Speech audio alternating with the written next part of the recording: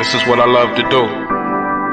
But some days, sometimes, I'm just like you, man. I hate this job.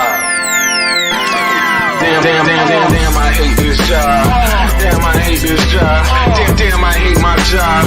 Damn, I hate this job. I'm just like you. Damn, I hate this job. Man, I hate this job. Man, I hate my job. From a good dream I wake, sun rays on my face, planning out my day, hoping this ain't the one that I catch a case. I feel so good, I feel so straight. My manager keep calling me saying, hurry up, you late.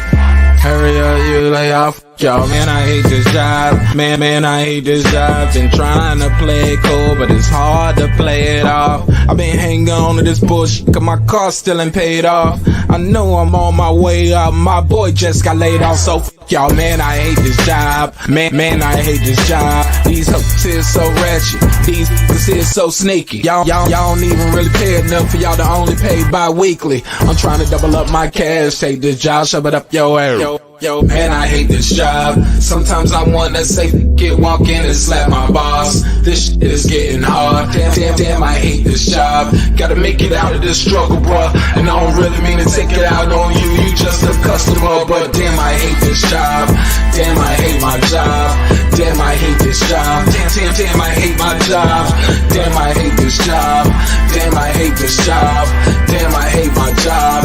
Damn, I hate this job. We're the reason why your stockholders always stay afloat. Yet I'm asking, are they hiring? Like everywhere I go, schedule will say 9, but I think it's fine if I clock in at 9:04. I work 40 hours a week plus overtime just to be bro. So y'all, man, I hate this job. Hate that I applied. So much has transpired since the day that I was high. Told me I could advance, but you were telling me lies. Gotta give your notice before I quit, but you don't say shit right before I'm fired. Damn, man, I hate this job. Sometimes I wanna say, walk in and slap my boss. This shit is getting hard. Damn, I hate this job. Gotta make it out of this struggle, bruh. And I don't really mean to take it out on you. You just a customer, but damn, I hate this job. Damn, I hate my job. Damn, I hate this job. Damn, I hate my job. Damn, I hate this job. Damn, I hate this job. Damn, I hate my job. Damn, I hate this job. You and your procedures, you and your protocol, you and your policies, none of that shit don't apply to me. You and your quotas, you and your standards, you and your 2 sick days a year. Y'all niggas bananas. Wonder why the postman's posted with hammers, going postal with Popo on camera. His wage got him enraged, stressed out, it's hard to maintain. He flips the middle, grabs his. He said, if you don't get the picture, I quit, you ain't shoot. Mother, man, I hate this job. Sometimes I wanna say, walk in and slap my boss. This shit is getting hard. Damn, I hate this job. Gotta make it out of this struggle, bruh. And I don't really mean to take it out on you. You just a customer, but damn, I hate this job. Damn, I hate my job. Damn, I hate this job. Damn, I hate my job. Damn, I hate this job. Damn, I hate this job. Damn, I hate my job. Damn, I hate this job. Look, man, I hate this job. I put my pants on one leg at a time, just like you. I'm out here trying to take care of my family. Damn, I hate this job. It's not always glamorous, for real, but I do what I gotta do for me and mine, you know? Damn, I hate this job. Damn, I hate my job. Damn, I hate this job. Damn, I hate my job. Damn, I hate this job. Damn, I hate this job. Damn, I hate my job. Damn, I hate this job. Damn, I hate this job. Damn, I hate this job. Damn, I hate my job. Damn, I hate this job. I'm just like you, nigga. Damn, I hate this job. Man, I hate this job. Man, I hate my job.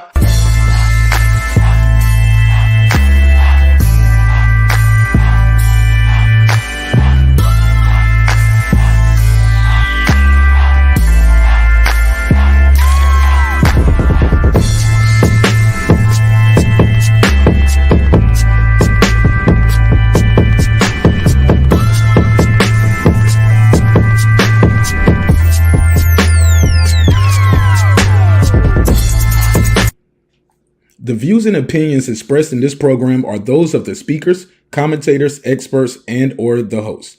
They do not explicitly nor necessarily reflect nor represent the channel's policy or the views held by the channel or broadcaster. The broadcaster or its channel cannot be held accountable for all or any views expressed during the program. Basically, if I didn't say it, don't come for me. You come for the person who said it. And please don't sue me for somebody else's words. With that said, let's start the show, motherfucker.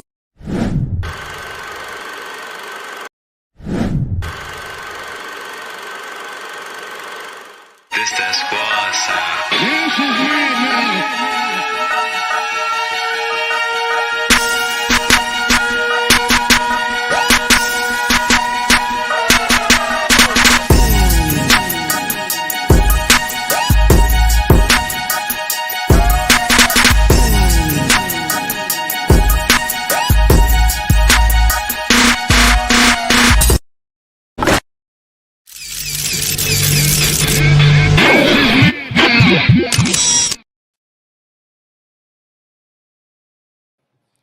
Yeah. What up, though? What's popping? What's happening? What's going on? You're back in the lab with your favorite neighbor, your man, Mark Nash. He is I am he. Another great episode of Breaking Beats. How y'all feel? What's the damn deal, man? Oh.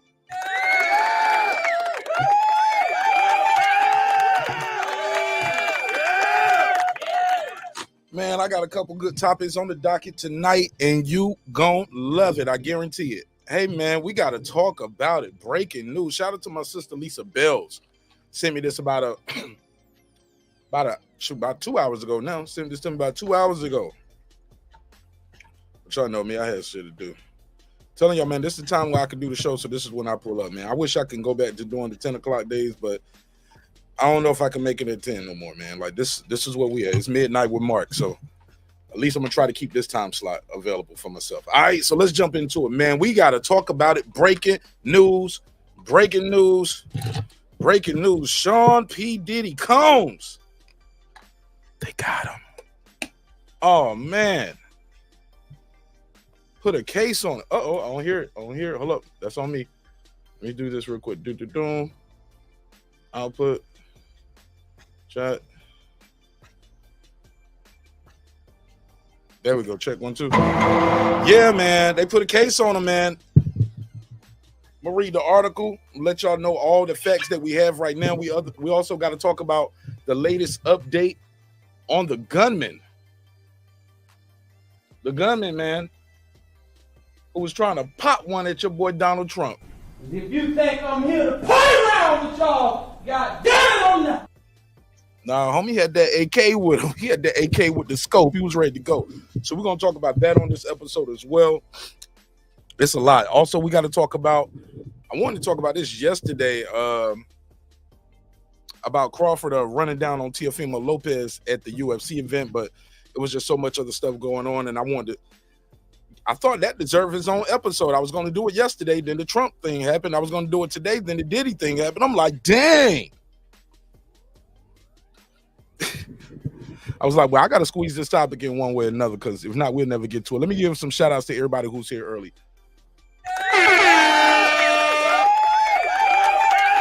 What up? Shout out to that guy, Clips 330, early. He said, what's up, neighbors? He said, how is everyone? What's up, Clips? How are you? What up? Lisa Bell, she never fails. What up, Lisa? What up? Shout out to my guy, Jerry the Terror Tasker. What up? Stephen X. What up? Shout out to Tony Touch. What up? Cam Edwards. What up? Appreciate all of y'all, man. Let me see. What up? Let's see what they sent in the chat, man. Then I'm gonna go into the article. Then from there, I'm gonna open the panel up. I'll do a panel show on this one tonight.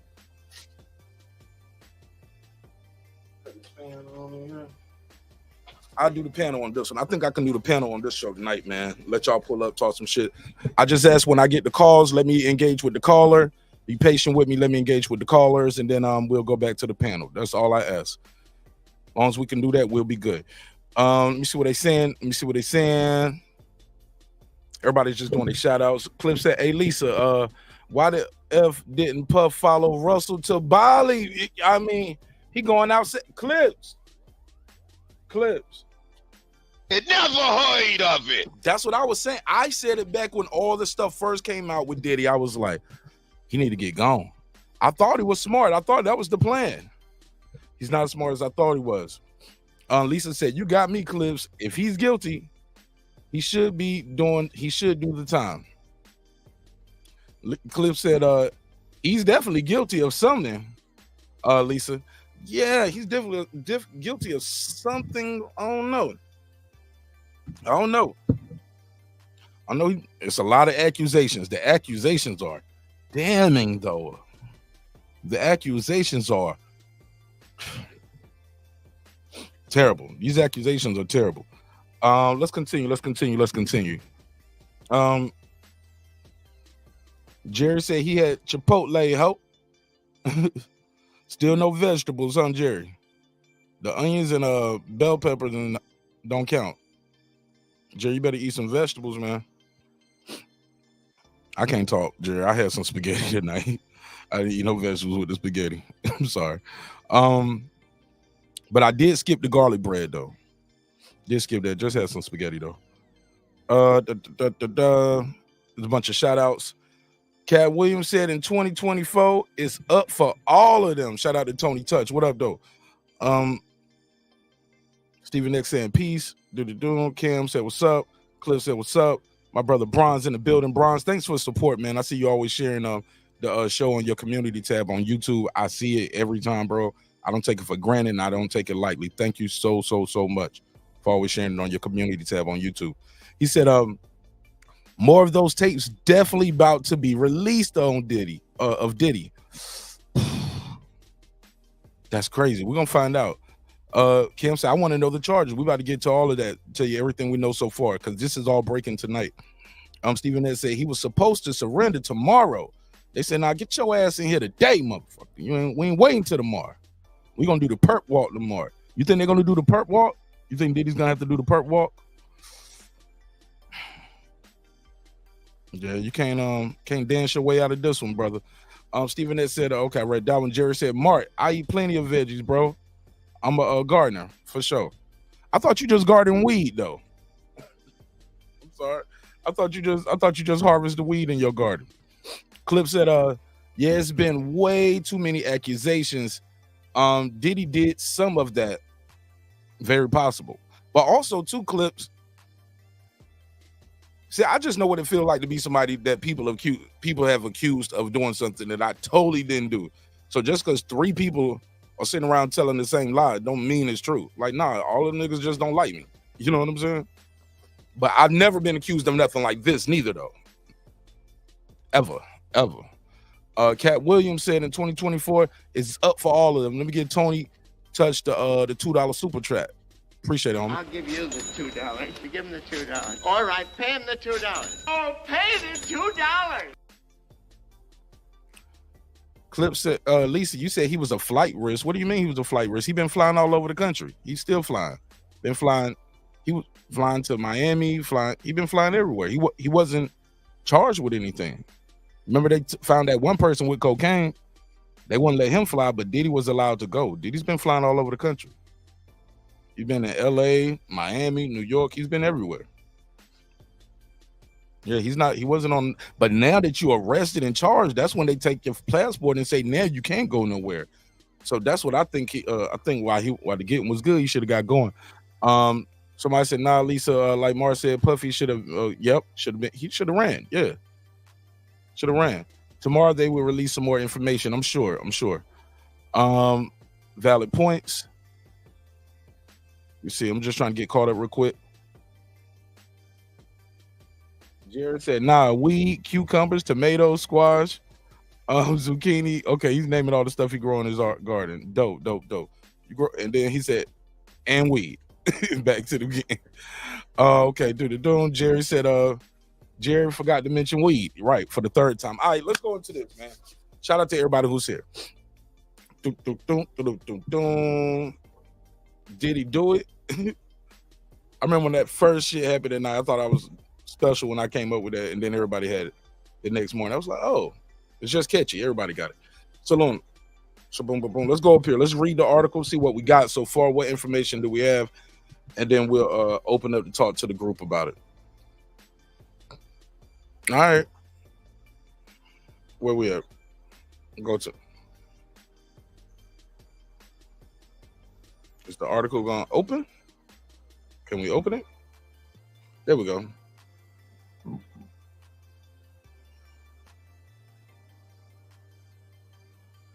What is this?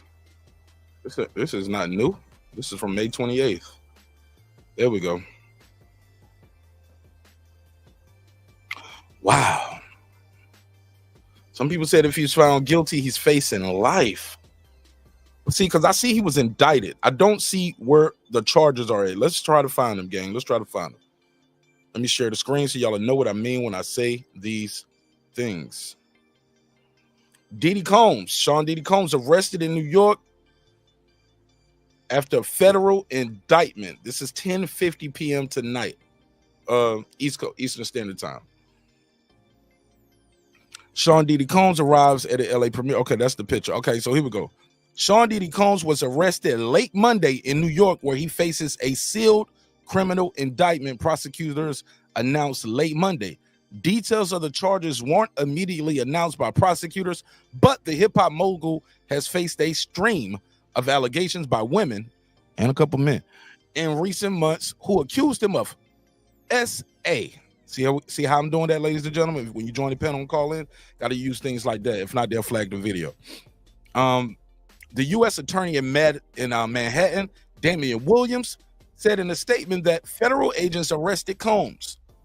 Quote, "We expect to move to unseal the indictment in the morning, and we have no more to say at this time," end quote. Combs' lawyer, Mark, here we go. Agnifilo?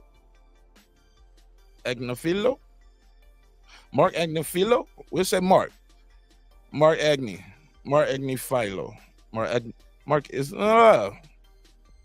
fuck it. His lawyer named Mark issued a statement, not me, a different Mark, issued a statement saying, quote, "We are disappointed with the decision to pursue what we believe is an unjust prosecution of Mr. Combs by the U.S. Attorney's Office," end quote. I'll get rid of this. There we go. All right. He added that Combs had gone to New York last week in anticipation of the charges being brought. So he felt like he knew something was going on. He is an imperfect person, but he is not a criminal. This is according to his attorney. Combs was arrested on Monday in a Manhattan hotel lobby and is in federal custody, said a person familiar with the arrest who spoke to the Associated Press on the condition of anonymity because they were not authorized to speak publicly. The criminal charges are a major, but not unexpected, takedown of one of the most prominent producers and most famous names in hip-hop history. The federal investigation of 58-year-old Combs was revealed when Homeland Security, they broke and busted in his door, laid everybody down, executed a search warrant, and that would happen at his mansion in Los Angeles and Miami back in March. So, bro, you have from March to what we in now? September to get the hell out of Dodge.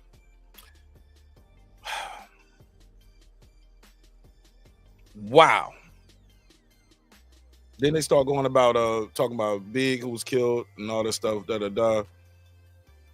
He's a father, businessman, They talk about everything that came out last November. Oh yeah, because the stuff started with him last November.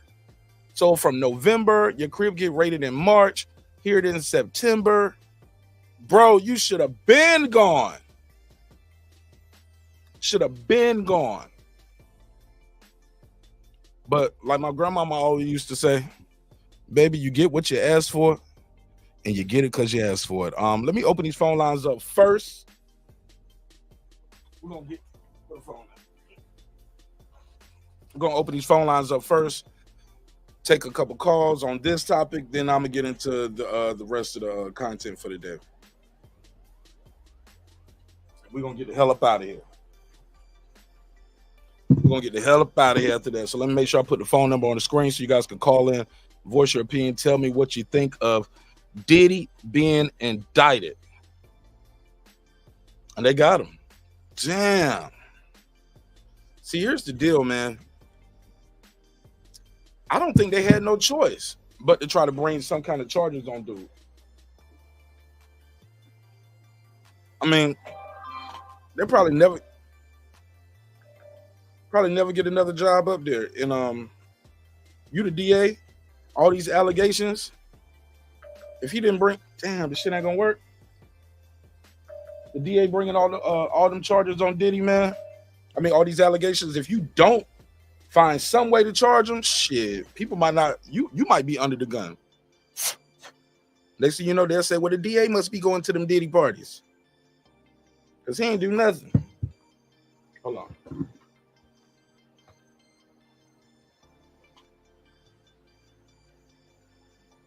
There we go.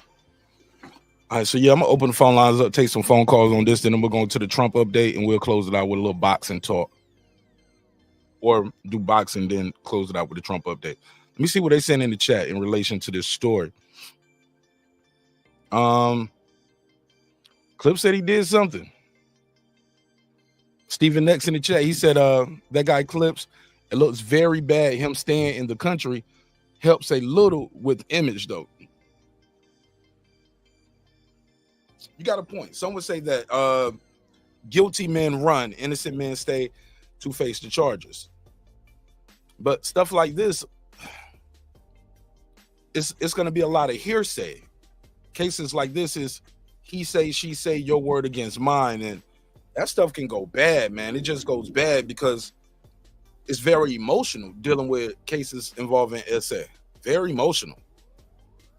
You know, you want to believe the victim. You want to believe the women that say, hey, look, this guy did something. And because that's what's hard to beat, man.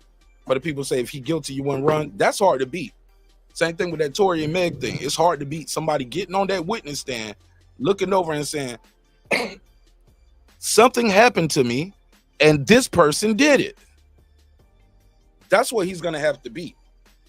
You're going to have to, and even your lawyer has to be creative in their defense because you got to discredit the victim, but you don't want to victimize the victim. Does that make sense? Y'all picking up what I'm putting down? That's hard, bro. That's hard. Let's take the first call. Let's take the first call. 614, you got the floor. Tell people your name, where you from. Go ahead, caller. Hello? Go ahead, caller. What's your name? Where you from? Hey, what's up, baby? My name's Charlie Hustle from the great state of Ohio. This is what's going down. Y'all failed to realize what R. Kelly said. I'm not going down by myself. R. Kelly on his way out and this nigga on his way in. They said that R. Kelly, the charges was brought against him was not even mandated and legal yet. For his corporation to getting the fuck out, that's why dude is going to fuck in. Who did he party with? R. Kelly. Believe it. Hold on, you think Kelly getting out? Fuck yeah, he getting out. When and for how is he getting out? He got a lot of time in multiple states. Man, they said he going to get out because the laws that they claimed him on can't stick. They said they was not existing yet. They didn't exist. So they're going to release him. He's on his way home. Where's that at? He said, I'm not going down by myself. I didn't told niggas to pass here. I said, man, this motherfucker gonna get the fuck out and Puffy's ass going in.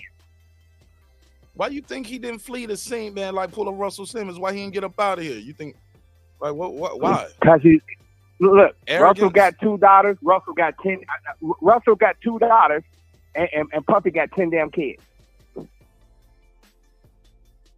Oh, so basically he got 2 He kids even thought to that just he leave. adopted a little white kid that was going to save him and win the public of opinion of people's eyes. That's why. Why not just leave and take your He had kids with kids. you? Oh. It wasn't about the business. He had kids. Man, he didn't even go to his own kid's graduation party, man. Own graduation.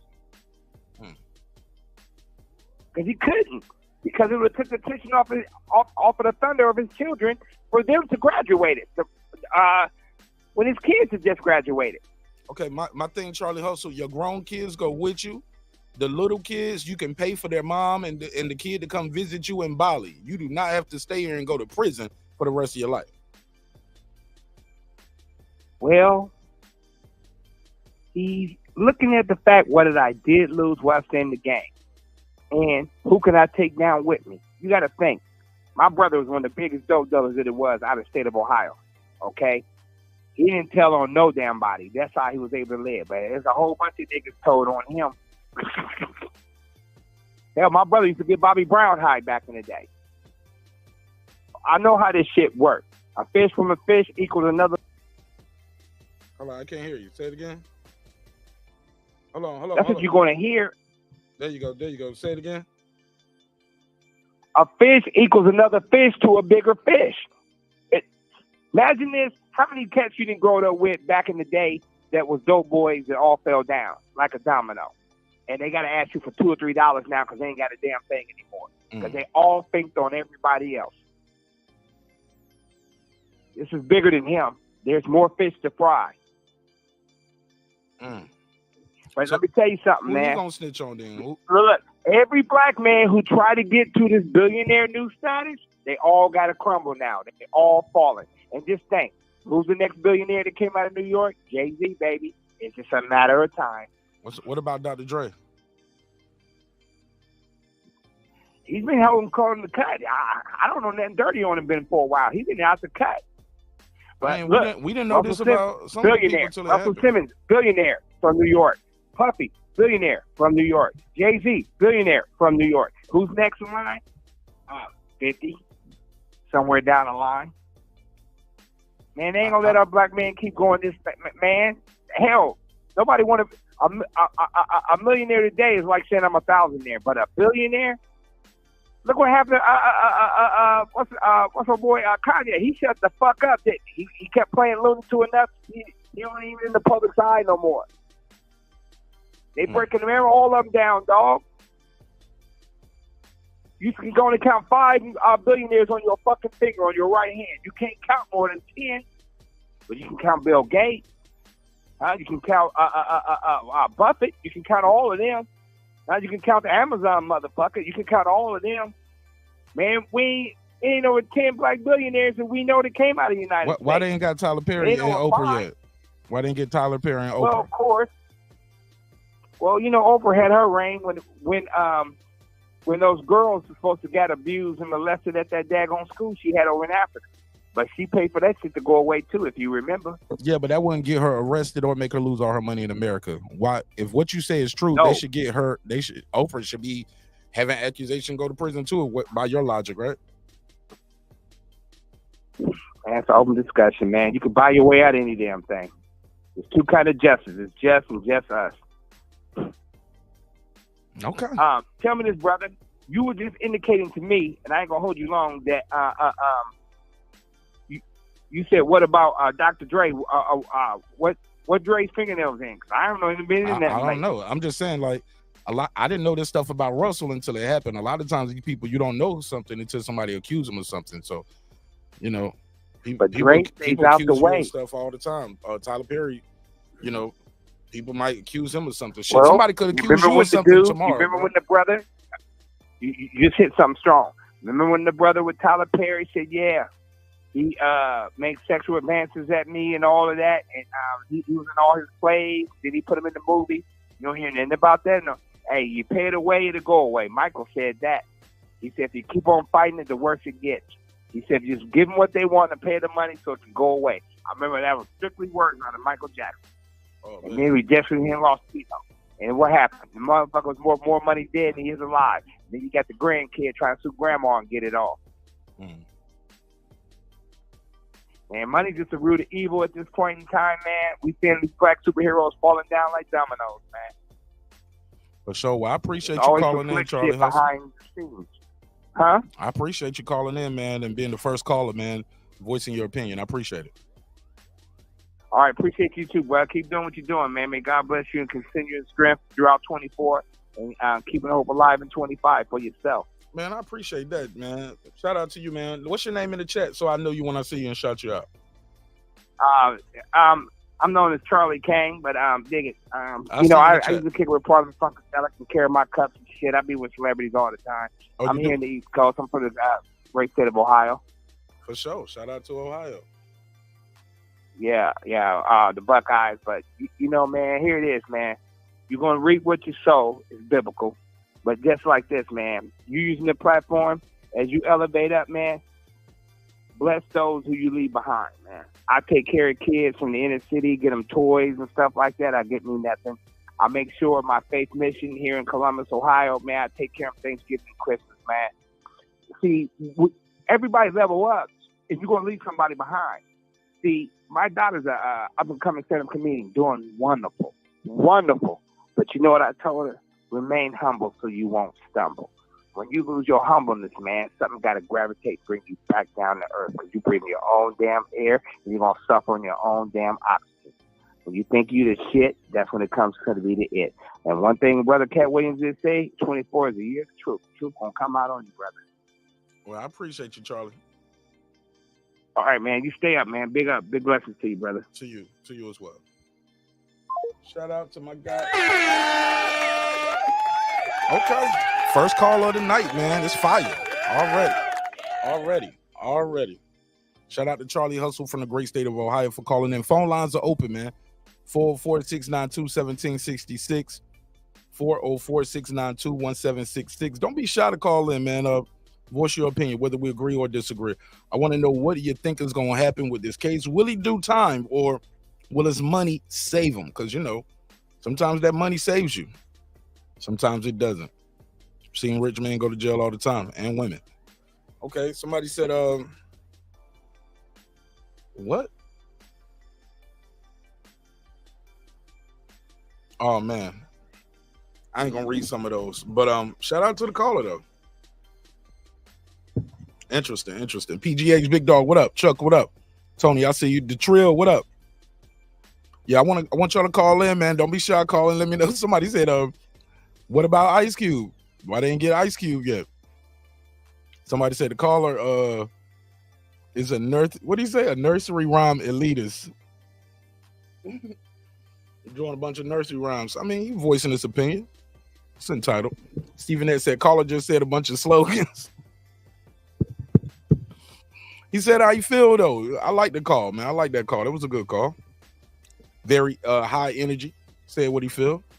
Somebody said that man sound like Daz and Corrupt. Yeah, he did sound like one of the West Coast homies that be calling him. Somebody said they bringing up old stuff from the 90s these days. So a lot of people in the industry are nervous. That's what I'm saying, Clips. That's crazy, man. Like, but we don't know what these charges are that he's been charged with. We don't know if it's something from the 90s. If it's something that's recent. I do know this. They're not going to have trouble finding any witnesses to testify against him, because it seems like everybody got a Diddy story. Except me. I don't have a Diddy story. Neff, what up? Neff said, somebody said Snoop lying. You think Snoop did? You think they're going to come get Snoop? Oh, man. 330, you got the flow. Tell people your name for those who don't know. Yo, what it do? Neighborhood, what's good? How's everybody feeling tonight? What's good? Tell people your name for the people who don't know who you are, man. Shout out to everybody in the sound of my voice. This is that guy, Eclipse, global and multiversal ambassador for the great state of Ohio. Shout out to the Buckeye State. Another one. Broadcasting from the 30 district. All right, so we got another caller from Ohio, y'all. Talk to us, man. Man, I mean, it's up in the air, and not to beat the dead horse in the mulch, but yeah. I mean, at some point, I know you want to try to fight this, and you don't want to look guilty. But Puff, the thing that I gotta word this right. It's like I'm not trying to celebrate Russell or nothing like that, but I read Russell's autobiography that he wrote all back in them days. All right. And I was the one saying, oh man, this boy was wilding, when he was, being very honest about what he was doing in the 80s and parts of the 90s. And so I felt him. He got the F up out of there as soon as it seemed hot, because he's like, yeah, I know I was fooling. God knows what I was doing. I was high half the damn time. You know what I'm saying? And I just think that Puff really should have read the writing on the wall. And because I think at some point, with the totality of all the different allegations, like you said earlier and you alluded to, that's going to be very difficult for him and his lawyer to navigate defending this case without victim shaming, or as people know, when you deal with things of crimes of that nature, SA and things of that, things like that, or even in DV court, you legally can't go in there and be like, such and such is lying. You got to word it very carefully. So, like, I don't know how Puff could really effectively try to defend himself from some of these charges. And in some of these charges, it's like his best defense is, well, I didn't do that, but I did this. Where it's like, I wouldn't have done it. I would have ran. I would have ran. It'd have been like Jimi Hendrix and A. Joe. I'm gone. Yo.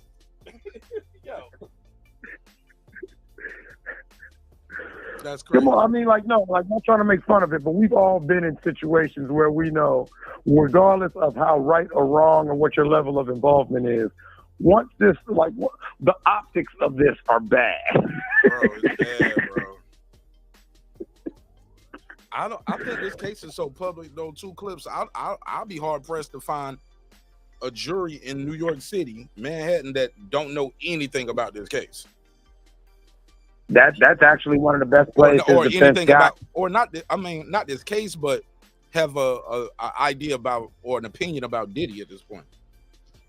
Right, exactly. If I was his lawyer, as this thing starts progressing, I would try to at least delay this for at least a couple years on change of venue hearings, because like you said, you can, all right, we'll change the venue to upstate New York. Come on, everybody knows about Puff in Buffalo. All right, we'll go to Vermont. Everyone knows Puff in Vermont. You know that if I was yeah, they ain't gonna move it out of state. They ain't gonna do that. Yeah, I know. I'm not a can. I'm speaking hypothetically, but yeah, I try to kick the can as far as possible, because I think when the actual comes in, like we saw with the Tory Lanez and Meek thing, shout out to anybody who's new to the neighborhood. Like, we really do current events, and shout out to the host. He will break it down. Like, if everybody from the neighborhood will tell you how we sat there through this Meek and Tory Lanez trial day after day, going over the stuff. And yeah, regardless of what evidence could have exonerated or made Tory Lanez look innocent, we knew that the fact that he was in that thing, it probably wasn't going to go well, because there was a lot of evidence that made the prosecution's case look weak. But the optics of the allegation itself, I think, was the strongest thing. It was stronger than the facts of the case. The optics. Let me do the super chat real quick. Tony Touch 831. He said, "Cause it's bad boy for life."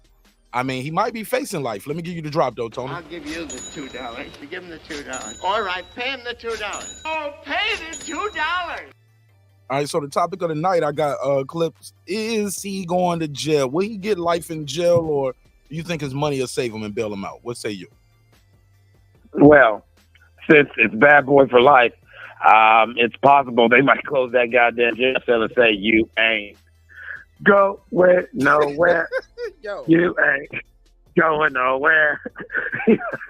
It's not funny. It's not funny, man. That's messed up, yo. That's messed up. That's messed up, Clips. Oh, man. What happened, I'm just saying, what happened to man. I don't wish jail on no black man? What happened to that? Listen, I don't want to see it. Listen, I don't want to see nobody fall, and I'm not here trying to tee-hee-hee at nobody's misfortune. I'm tee-heeing at the situation and the fact that this is bad. As it started off as just, oh wow, I heard Puffy's also zesty free. We laughing about freak off, and what did I kept saying? I don't want to hear none of that. Let's talk about these actual criminal charges. And so, remember my whole point, Clips. I was saying he hasn't been charged. He hasn't been charged. These are accusations. These are rumors. Accusations. These are civil trials. Not anymore. Homie is arrested. They put a case right. on. It's a real thing now. It's a thing. Yeah. This ain't tee-hee-hee no more. This ain't something. This ain't just content. You know what I'm saying? This ain't a funny meme. This ain't a viral video with an AI face and voiceovers and little cartoons of Diddy and Meek Mill in the sauna. Like, this is a real charge. These are real things. I laughed, but no, this man is facing a lot of possible jail time, and God knows how deep this rabbit hole goes. And holy holy wow.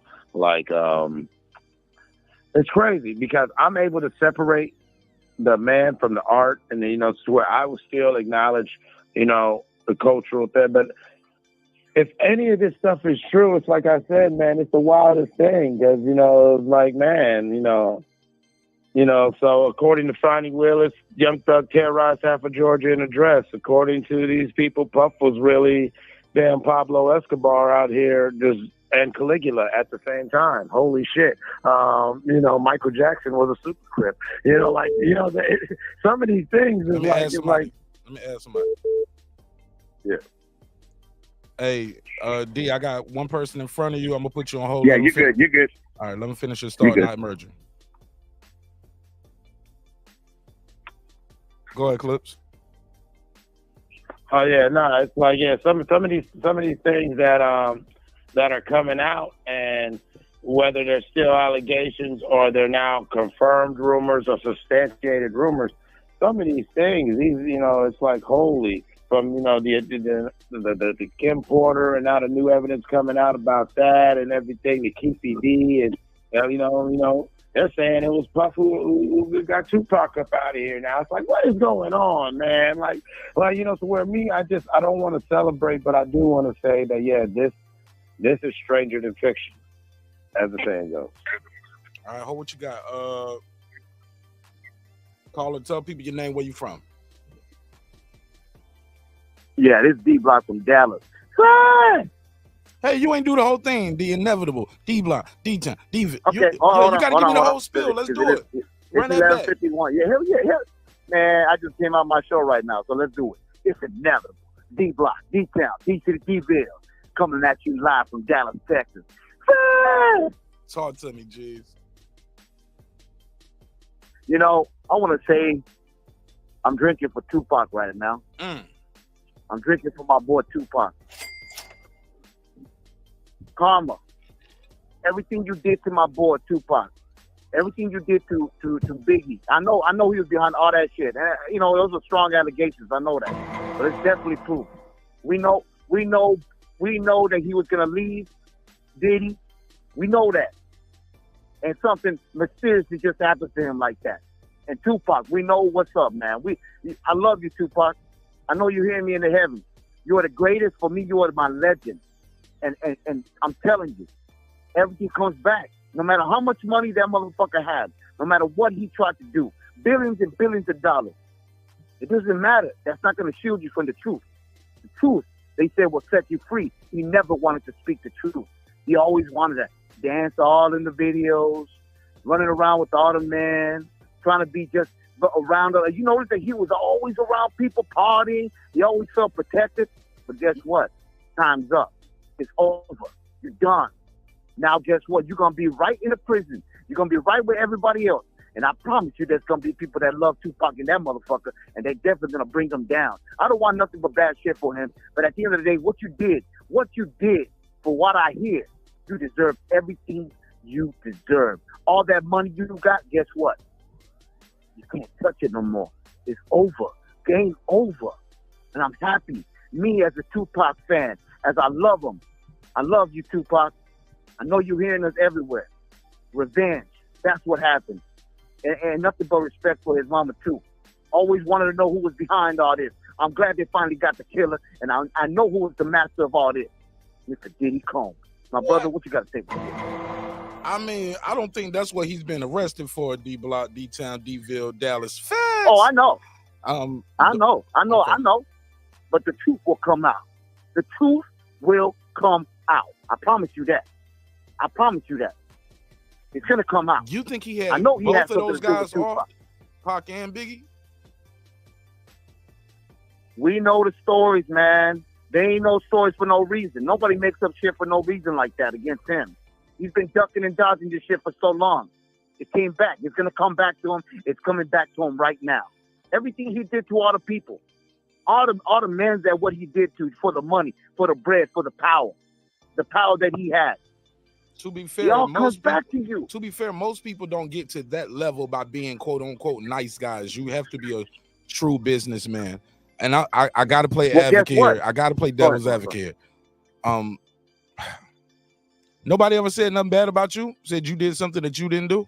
I'm just trying to be fair. Everything somebody said you did it? When I was young, I was dumb. Mm-hmm. But I know that when I was young, I knew from right from wrong. Now, we might have had beef in the streets. We might have had beef with certain people.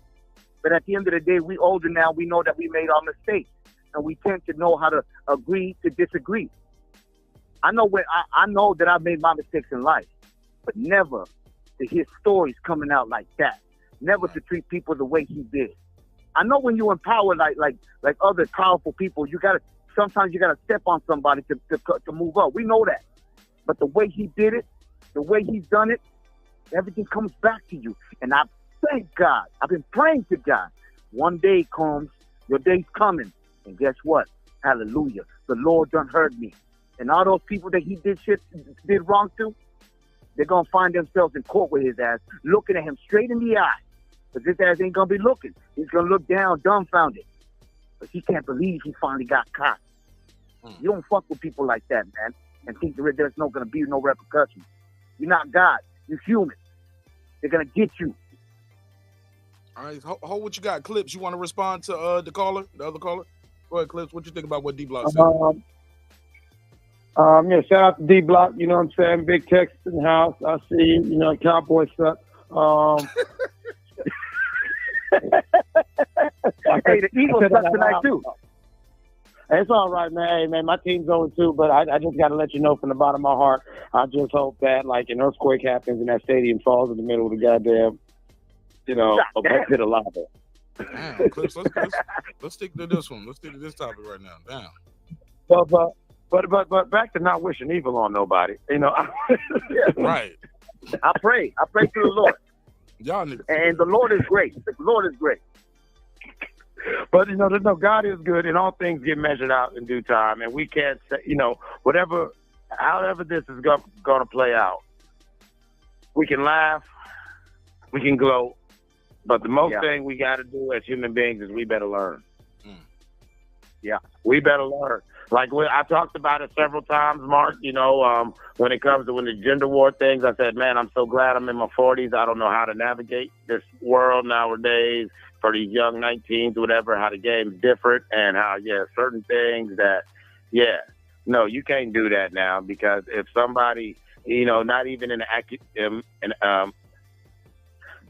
accusatory way, but it's just the optics of it. Someone says, oh, yeah, we were after the party. Yeah, we went all there and we all did all these drugs and we had all this crazy kind of sex, that's like a story that nowadays you probably don't want your name attached to, even though most people would probably want to be in that situation. That's not a situation you want a confirmed Eclipse sighting or a confirmed D-Block or Mark Nash sighting.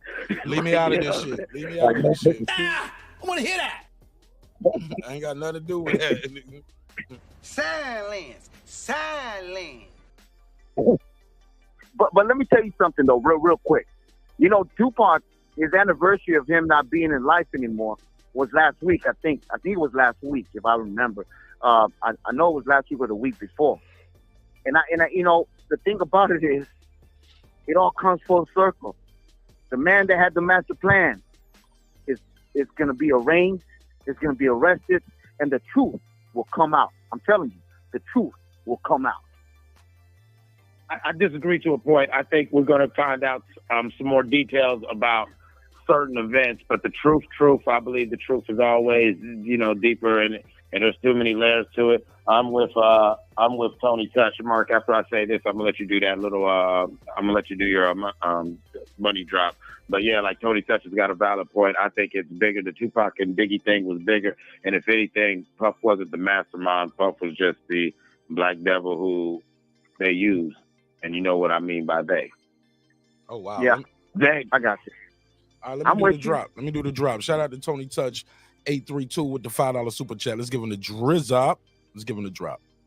I got 5 on it. He said the feds killed Tupac and Biggie. They're the ones that started the East versus West headline, putting black people against each other. Uh-oh. Since forever. Shout out to Tony Touch. Let's give him the drop one more time for that one. I got 5 on it. Wow. Go ahead, D-Block. What you think? Yeah, definitely, I feel, for me, my gut tells me Diddy was behind it all. Diddy was behind it all. The man had power. He definitely knew how to move around and definitely had beef with Tupac. We know that it's out there. It's everywhere. And like I said, then the way Biggie just went to Cali and the way it went down the same way. I mean, the mastermind was behind that. And you already know for me, the mastermind is Diddy. His ass going to be in jail. And I can't wait for him to start singing right there with R. Kelly. Definitely, maybe they're going to be roommates. Definitely they're going to be making a chorus up in that motherfucker. I don't know. Yo, that's crazy. All right. Well, I appreciate y'all. I'm going to try to get some I'm going to let you go. Appreciate you, D-Block. I'm going to let you go, my brother. Thank you so much, and I appreciate you. It's inevitable. D-Block, D-Count, D-City, D-Ville, coming at you live from Dallas, Texas. Man! My man.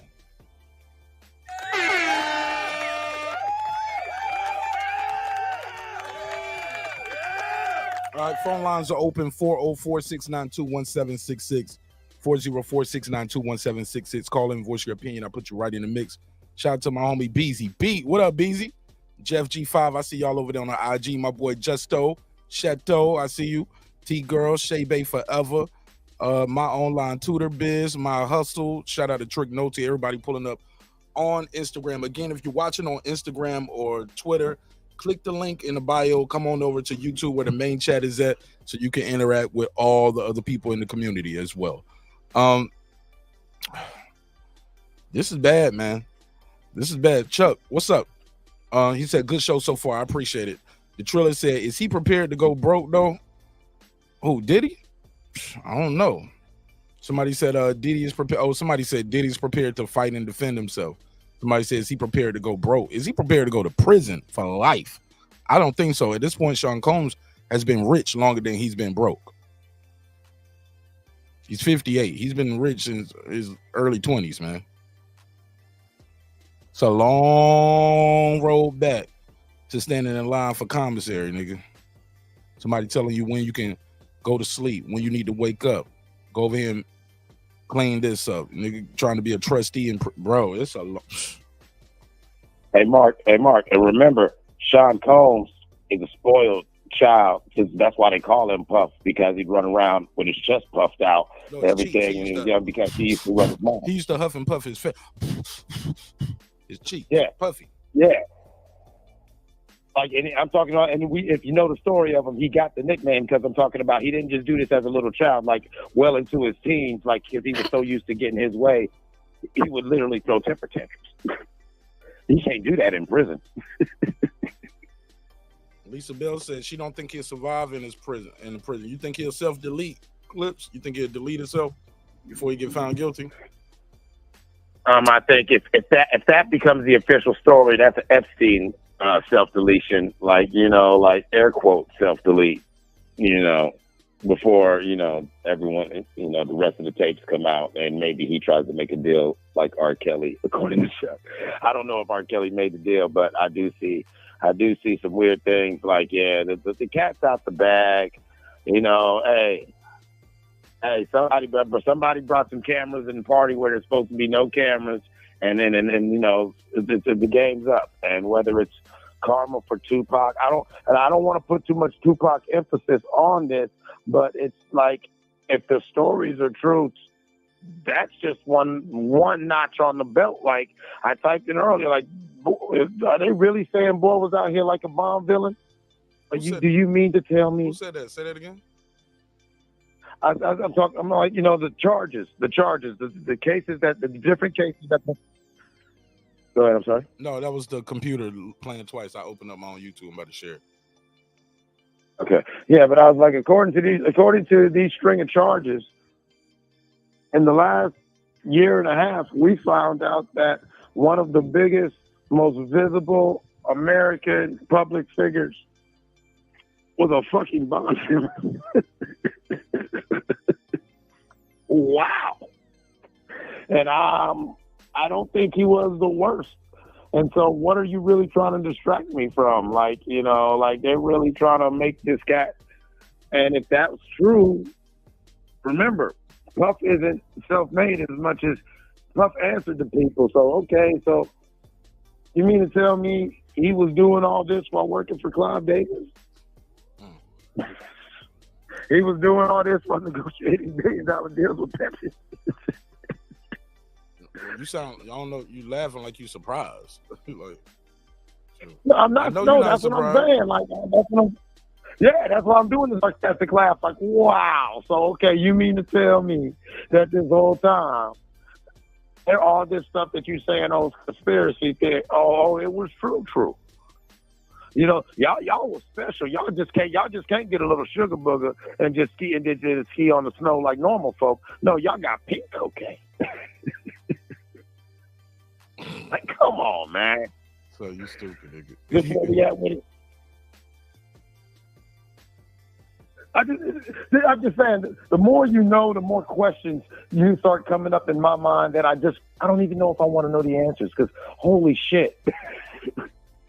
Don't you feel like that? Am I the only one, neighbors? Am I the only one to, at this point, when it comes to the Puff shit, I'm just like, holy shit. I'm not surprised. At this point, I'm not surprised about any of this stuff that I hear, bro. You know, I've been doing this show right here about almost 4 years, and it never surprises me what humans do at this point. Mm-hmm. Yeah. Well, see, no, like it's not the clutch your pearls and get shocked that, oh my God, he did what? Oh my God, he did what? But like, that's why I think you're getting all this Tupac energy here with the stuff. Because these are things that were being said in real time. Once again, not to age myself or to act like, oh, I'm some triple OG or nothing like that. But if you was outside during that time, you know what the rhetoric and the jokes and the conversations were. You know, if you was outside during that time and remember the different rap beats that now are just legendary and so, you know, they become myth and, you know, everything like that. If you remember when these songs were coming out, what was being said back in the mixtape era, not the single, but that song that was on that mixtape. You know what I'm saying, Mark? Like, you know, there people were clowning about allegedly what Tupac, you know, getting violated in Clinton Max and everything, and you know all the rumors. So like, yo, we're doing weird stuff, and we were like, man, how weird are these dudes? And everyone was like, oh man, that's just rumor.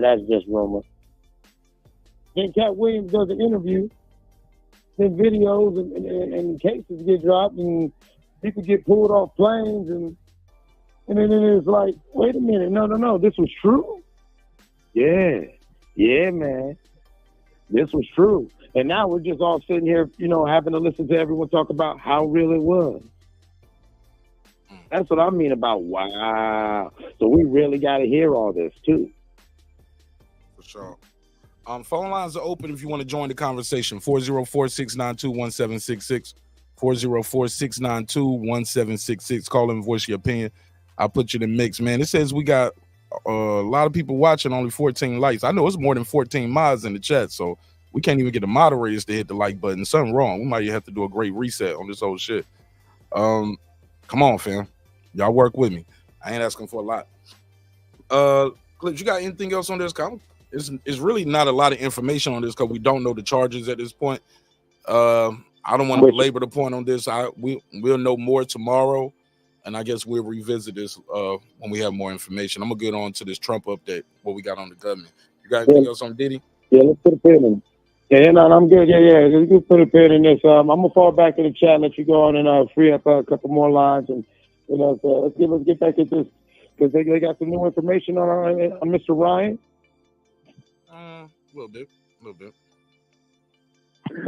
All right, man. Well, yeah, I'm gonna fall back. Thanks for having me on. Shout out to everybody out there, you know. And hey, man, just think about what you're doing. I had a law professor who always said, anytime you're doing something, ask yourself, if what I'm doing is on the front page of the newspaper right now, how would I feel? You know, you're going to hear a lot about more people who are having their lives destroyed just because they just thought they were having a good time. Be careful out there, people. My man. Peace. For sure. All right, 404-692-1766, 404-692-1766. Call in, what's your opinion? I'll put you right in the mix. All right, let's move on, man. We can table this here, and we can revisit this once we get more information on the exact charges. You heard? So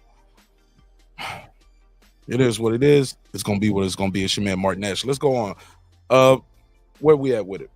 Let me share the screen so y'all know what I mean when I say these things. The Trump assassination attempt, as you know, went down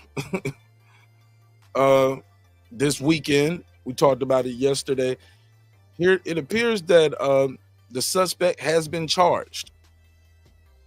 The suspect named Ryan Wesley Ruth, age 58, who was taken in custody yesterday. This is what we know so far. The FBI is investigating an apparent second attempted assassination of former President Donald Trump at his golf course in West Palm Beach, Florida, yesterday. We talked about that. The suspect was taken into custody and identified as Ryan Wesley Ruth. We talked about that yesterday.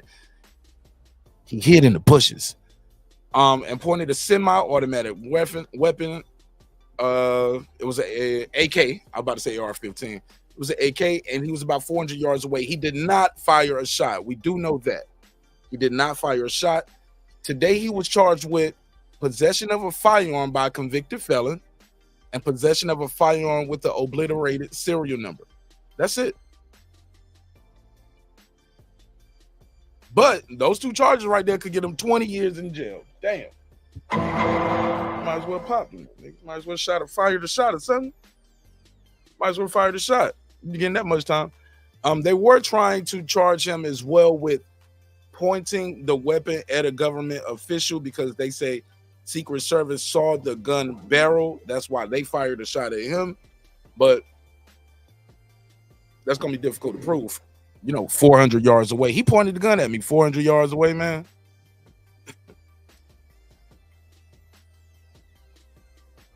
The Secret Service, the way they were doing this, they was traveling one hole ahead. So if Trump was on hole 5, they would go ahead to hole 6 and so forth. Once he on hole 6, some people go ahead to hole 7. And I saw some people out here saying, hey, this is wrong. The Secret Service, it's an inside job with the Secret Service. I'm like, if it's an inside job with the Secret Service, they doing a terrible job because they failed twice. I mean, You never heard of it. I don't think the Secret Service was involved. That's my opinion. That's just my opinion. You're welcome to call in and voice yours. I think they did a good job. They protected the man twice. Killed the first one, popped at this dude, caught him. Within minutes later, they had him, right? It wasn't a statewide or nationwide manhunt for this dude. They got him. They got him very early without incident. He is not speaking. He's waiting for his day in court. Here we go. Court records show more than 100 criminal counts have been filed against Ruth in North Carolina. He has previously spoken about his efforts to recruit people to fight in support of Ukraine against Russia. It should be noted, Ukraine said, hey man, don't send nobody over here to do that. That's not even legal what you're trying to do. Bring people over here to just fight with us. We're not doing that. Want to get some more information. I did hear that he had got caught. I want to find, when did he get caught with this weapon of quote unquote mass destruction? Here we go. In 2002, court documents show he was convicted of possessing a weapon of mass destruction, a machine gun.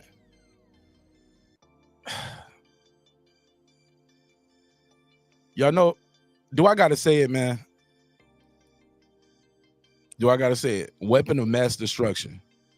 If he was black or a Muslim, they would have locked him up. He would still be in jail now. That's just my opinion. That's just my opinion. Put a case on it. But he's just still roaming around 22 years later, able to pull up on Donald Trump at his golf club in West Palm Beach. And I did find out, for the people say he was a far leftist according to reports, he voted for Donald Trump in 2016. Voted for him. This guy is not a good guy. He's not one of the people that here we go. A person named Ryan Roof resided decades. Okay, so that's him. So this is the guy, man. Definitely looks like he's about to go storm the Capitol on January the 6th. But in recent reports, though, since he voted for Trump, he don't like him no more. Things have changed if you follow his tweets and his Twitter feed. Don't like Trump anymore. After his 2000 arrest, they found that the suspect in possession of a machine gun, bro, he had a machine gun and still got a gun 22 years later. Those convictions for carrying a concealed weapon, possession of stolen property, hit and run, and those cases which included misdemeanor convictions for violations such as resisting an officer, driving on a suspended license, the defendant received a whopping suspended sentence and probation. Did you hear that? Convictions for carrying concealed weapon, stolen property, and hit and run. Resisting an officer, driving on suspended license. Probation, suspended. Yo! It never heard of it. Who was his lawyer? Johnny Cochran? Like, how do you get that? There's no record of time spent in state prison in those cases in the early 2000s. I mean, this guy, I'm just saying, bro, privilege personified, bro. How does he get all of these cases? Oh, y'all can't even see the screen as I'm reading along. I thought y'all was looking at the screen. I'm sorry, y'all. I just get caught with all of these probation, bro. All right. Somebody said, more proof that gun laws do not work. I mean, shit. Not in this country. You can still get them. Karate Body, what up? Yeah, you can still get the guns. It's nothing stopping them from getting the guns. What else do we know about this guy? Let me give you another update on him, and I'm gonna go on. And after that, we're gonna get into some boxing. I'm gonna drop the link and get into some boxing talk with y'all before it get too late. Let me see. Get this dude about 10 more minutes of my time. That's about it.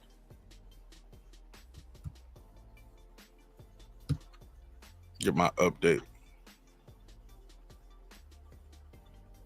5 things we know about the apparent assassination attempt. Where we at with this? What the Associated Press talking about? We got the suspect name. We know all of that. Yeah, come on, Associated Press. We know about the camera. The gunman got close to Trump. Oh, I did find out he had been there since 1:30 in the morning. They found out 1:30 in the morning, bro. So he was there for about 12 hours. I'm like, bro, you sitting there playing around with the damn GoPro on the fence. You supposed to be had that done. He wants y'all to sign up and join to go to war in Ukraine and Russia, but as soon as they bust shots at him, his ass took off running. He ain't no soldier. What happened to never surrender, never retreat? This nigga got goats. He was like, fuck that. Let me keep going. I'm just trolling him. I mean, I trolled the would-be assassin. Why not?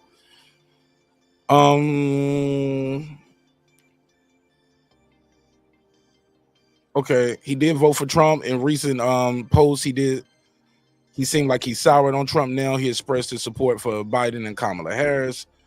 I did see something going on with Elon Musk. Did y'all see Elon Musk talk?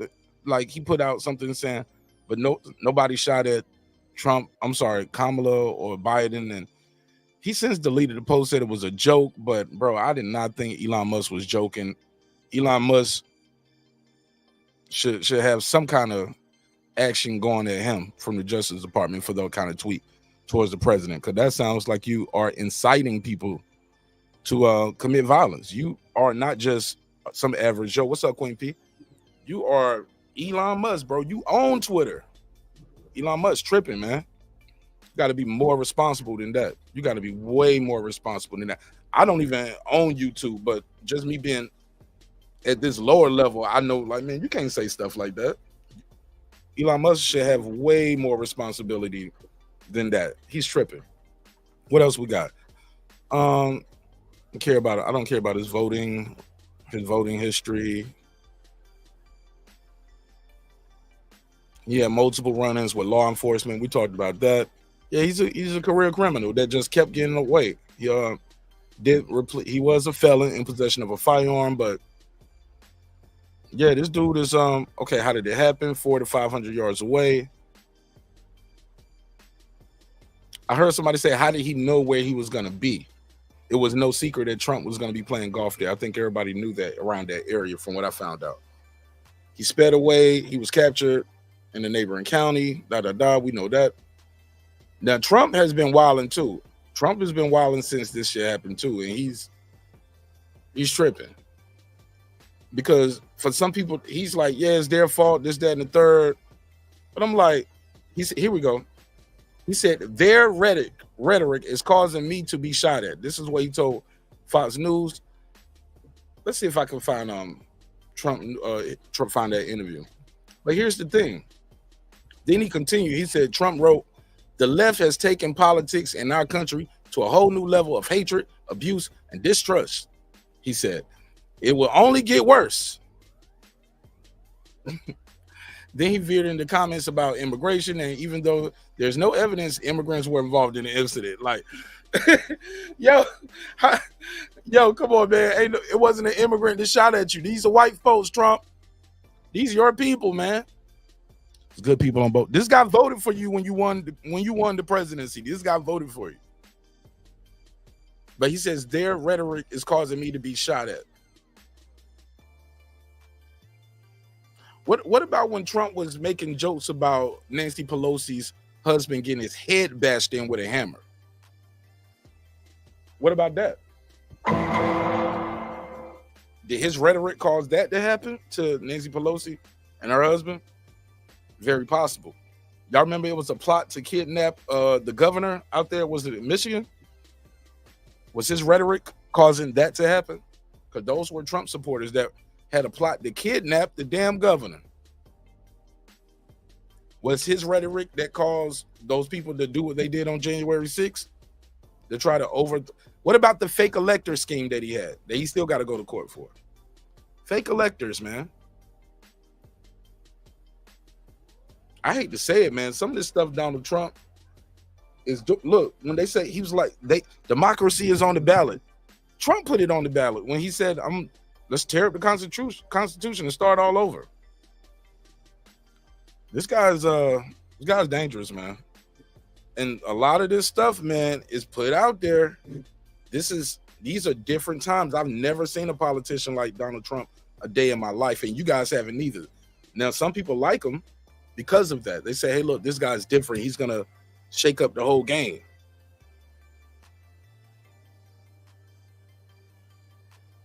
If that's his plan, you don't have to be a quote-unquote leftist or Democrat or Republican to have an issue with that. You could just be somebody who don't want to see that happen. Call in or voice your opinion. Somebody said, bro, you be lying. Bro be having the phone line up here. Bro be lying. Bro got the phone line up here. You could call in and voice your opinion.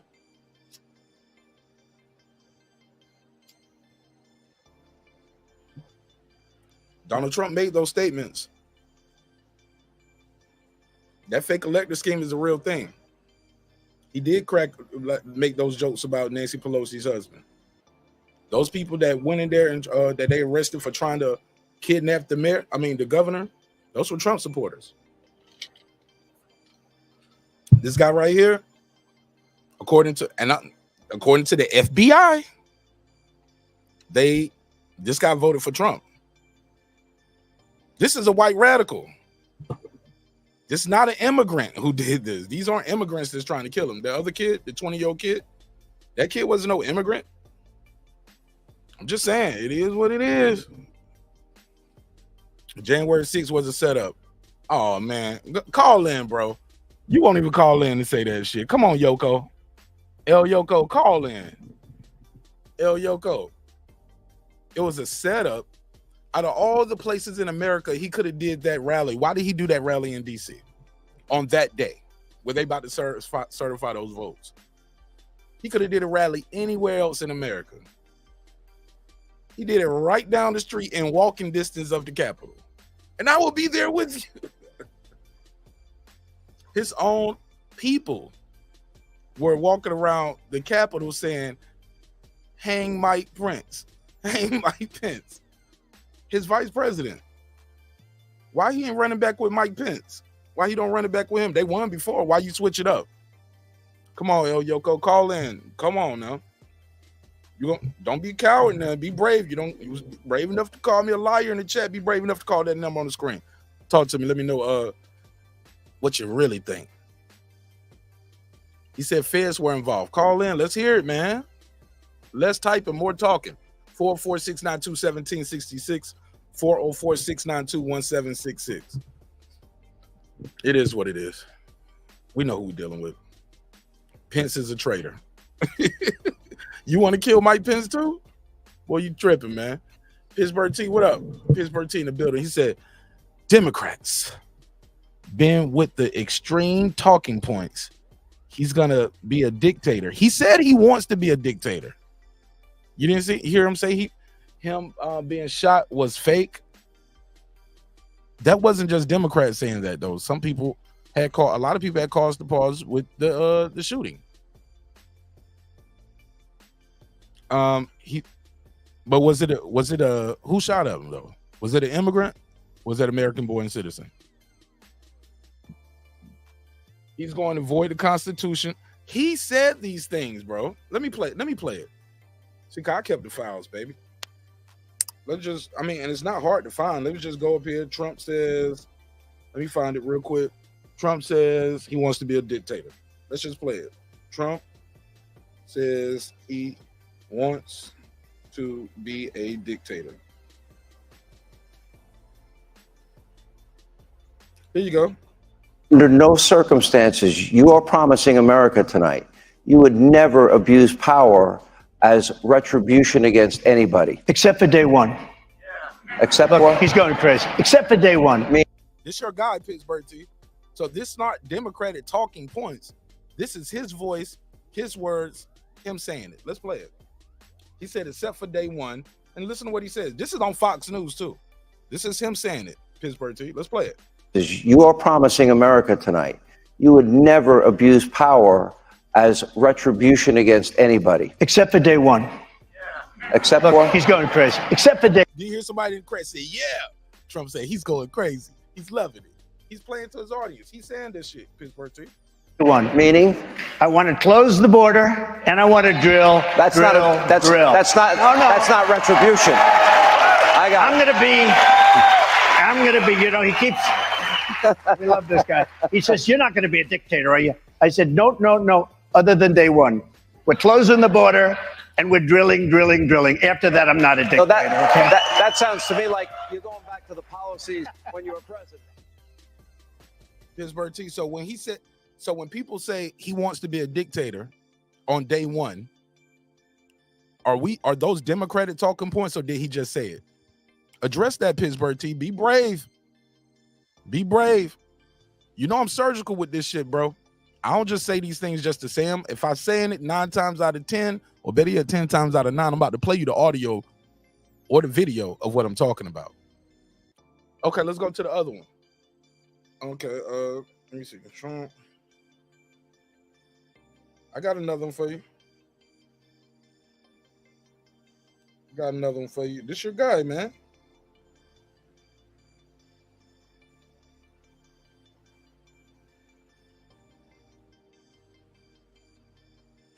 Then I have an Article 2 where I have the right to do whatever I want as president, but I don't even talk about that. This is all the times Trump said the Constitution said he can do whatever he want to do. Let's play it.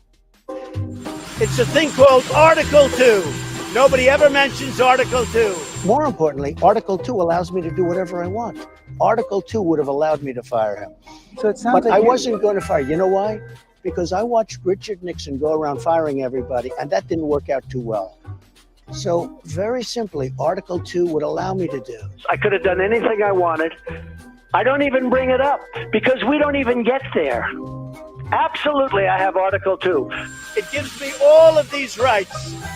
at a level that nobody has ever seen before. We don't even talk about Article 2.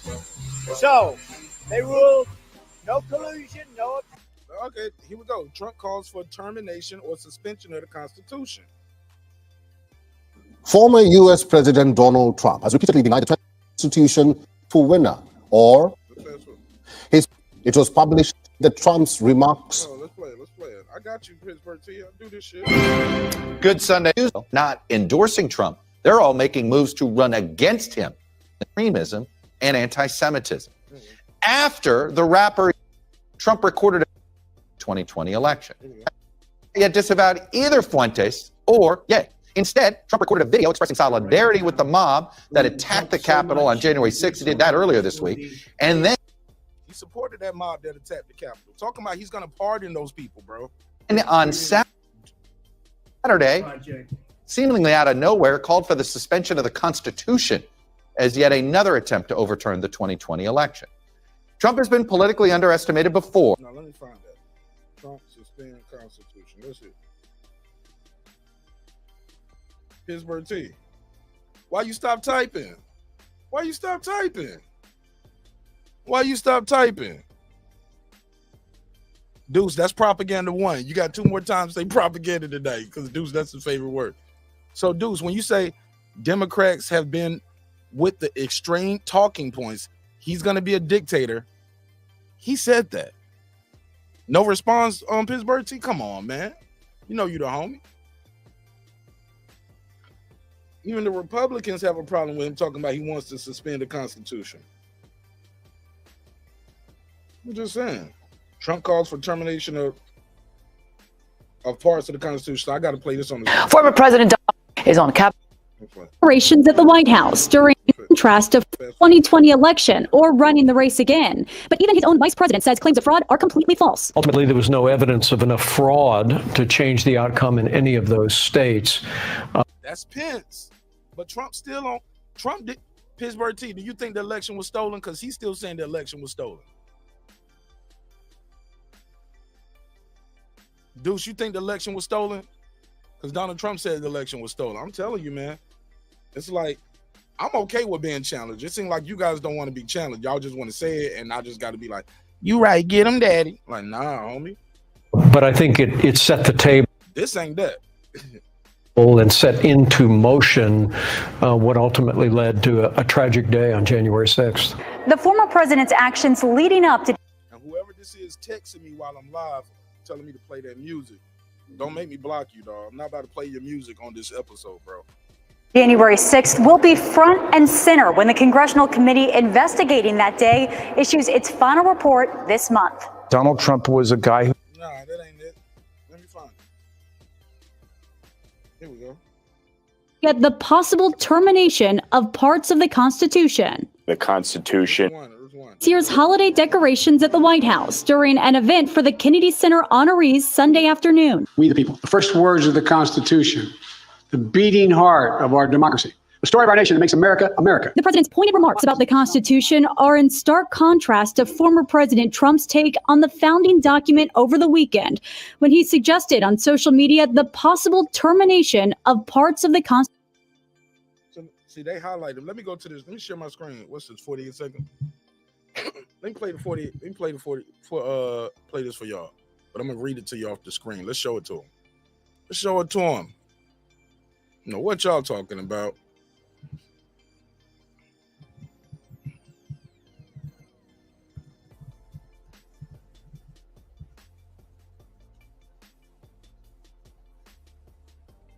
I got you. Don't worry about it. Don't even worry about it. I got you right here. Let me share this. Look at this. 48 seconds. So all of this, he wants to be a dictator. Nobody's making this up. Nobody's picking on Donald Trump. He said this stuff. Here we go. So with the revelation of massive widespread fraud and deception, still no proof of that. Where's the proof of this massive widespread fraud and deception? You said all true.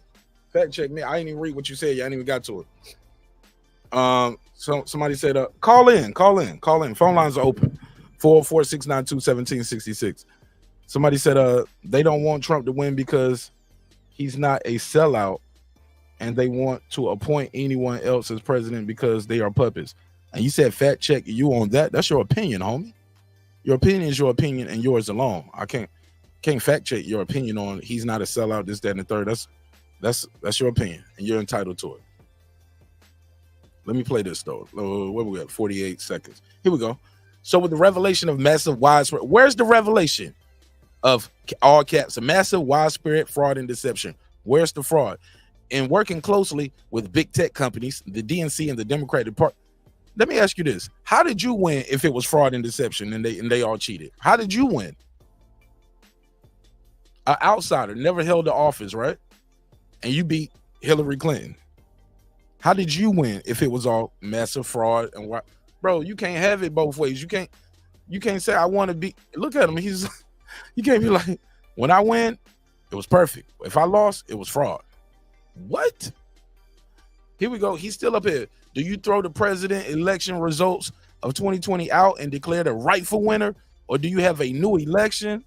A massive fraud of this type and magnitude allows for termination of all rules, regulations, and articles, even those found in the Constitution. Our great founders did not want and would not condone false fraudulent elections. Bro, he's the one with the fake electors, though. He's the one that tried the whole fake elector scheme. Now, that's a fact. That's a fact. I'm sorry, bro. He said, I'm sorry. This is all true. This is all true. These are his words, man. These are his words. Make it make sense. What part of that is a lie or people just fear-mongering against Donald Trump? Did he not say he wants to throw out the damn rules, regulations, articles? Come on, man. These his words. My brother Pittsburgh T, thanks for being brave, calling in. Talk to me. What's happening, Mark? Man, enjoying the show so far, man. But I think like this, like the problem with this whole conversation with this, I'm not taking an extreme position. I think it's just the climate that we in. You remember, I know everybody remember this, when Obama was running against McCain, and he was at like one of those rally type things where it was a old white lady said some real crazy stuff about Obama, and McCain took the mic from her. She had the mic. He took it from her. I played that. Said, no, we're not going to do that, man. We're not going to do that, man. He's a Muslim. That's what she said. He's a Muslim. And he said, give me my motherfucking mic. You racist bitch. Yeah. He was like, look, he's a good man. He's a good father. He's a good husband. We just disagree on politics and policies. That's it. But she was trying to. Yeah. He didn't buy into it, and believe it or not, that's part of the reason why he lost. It was like, damn, John McCain, you supposed to lean into it. John McCain was a man of he was a man of respect. Like he earned a lot. He died with a lot of respect from a lot of people. Honor. Yeah. And Donald Trump was disrespecting him. My man was like, I respect war veterans that wasn't captured. Like he always disrespecting veterans, man. Like, come on, bro. You know Trump always shitting on vets. Come on. Well, remember now that goes both ways, because neither one of these candidates are downplaying their extremes, right? Because no matter who, it's like almost like, okay, you said it. That don't give you the right to keep slinging the dirt just because you heard somebody sling the dirt. You don't like. There's no pause of any of this stuff. If you listen to Fox News, they're gonna like the world gonna be over. Sir. If Trump, but it's not slinging dirt. He said it. What you described was two different things. So what you described was two different things. One is a network and some pundits talking bad about this candidate, this, that, and the third. The other thing is the candidate out his own mouth saying, I want to be a dictator on day one. I put it on the screen, Pittsburgh T. The candidate himself is saying, throw out the Constitution. The candidate himself. But he also said he wanted to be he said he wanted to be a dictator by doing what? Closing the borders and drilling. That was his definition of that's what he said. That was the whole context of what the dude said. What does it? But Pittsburgh T, you and I know words mean things. Is that all a dictator is able to do? If he can throw out all migrants, what else can he do? Well, why shouldn't he be able to throw out all migrants? No, why can't he just say it? I want to fix the border and go back to drilling. Why not? Why say I want to be a dictator? Why say I want to throw out parts of the Constitution? Why say the election was stolen from me when I lost, but when I won it fair and square? And even now he's saying if I lose, they're going to steal it from me. But in the context of what he's saying about the dictator, him throwing out migrants, that would be considered a dictatorship, which it shouldn't be. No, it's you not. You should be able to throw out the migrants. No, it's called an executive order if you're doing it right. Being a dictator means right. you can That's kill what him. He said. No, but no, he said a right. dictator, bro. And then you trying to use semantics no, and make that he said, okay. No, he said, I want to be a dictator. I want to throw these immigrants out, and I want to go back to drilling. That's what he said. No, what he said was something a little bit more than that, and I can play it again because here's the deal. They said, do you remember, first of all, what was the question, Pittsburgh T?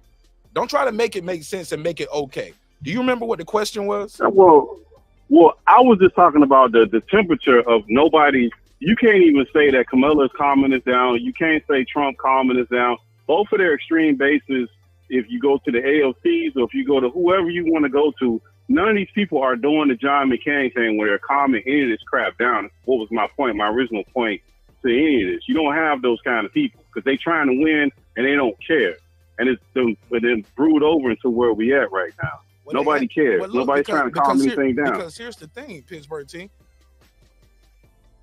We believe Donald Trump. We believe that he's going to stack this everything up with loyalists. He's not going to pick a Pence type person. He's going to pick everybody on that cabinet. Everybody who's around are going to be the loyalists because those people around him reined him in last time. He put all those bankers from Goldman and Sachs and all these people, Goldman Sachs bankers around him, and they reeled them in every time. They was happy with the tax cuts and all of that, but they reeled them in when the generals reeled them in. People kept reeling them in. One thing I will give him credit for, when they wanted him to bomb Iran, John Bolton them, he was like, "Nah, we ain't gonna do that," because he had just killed their general over there. They did a bombing, but they gave America a heads up where pretty much 12 hours let us know what they was gonna bomb, and they was like, "Yeah, let's bomb them back." He was like, "Nah, nobody lost their life. We're not doing that." I will give him credit for that. See, I'm fair. I'm gonna be honest. I'm not gonna just be up here. We'll try to semantic this shit up. Listen to this, Pittsburgh T. Under no circumstances, you are promising America tonight, you would never abuse power as retribution against anybody. Now, what was that? Can you promise America you would never use power and use Nobody said the dictator shit yet. He says it. Yeah, but I couldn't hear it. I didn't hear the audio.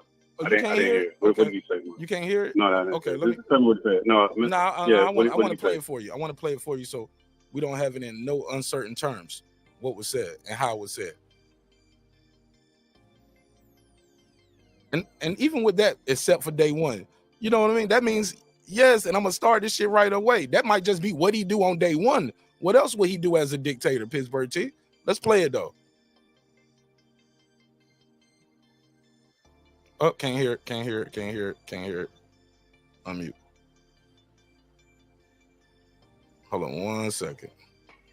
Except he's going crazy. And when he said he's going crazy, he's not talking about himself or nobody. It's somebody in the audience who's loving everything he's saying. And so he's playing to the audience. But listen to this.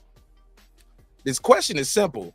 Can you promise the American people in no uncertain terms that you're not going to abuse your power? You're not going to do these bad things? He could have said, absolutely. Yes, I will not. He could have left that at that, Pittsburgh T.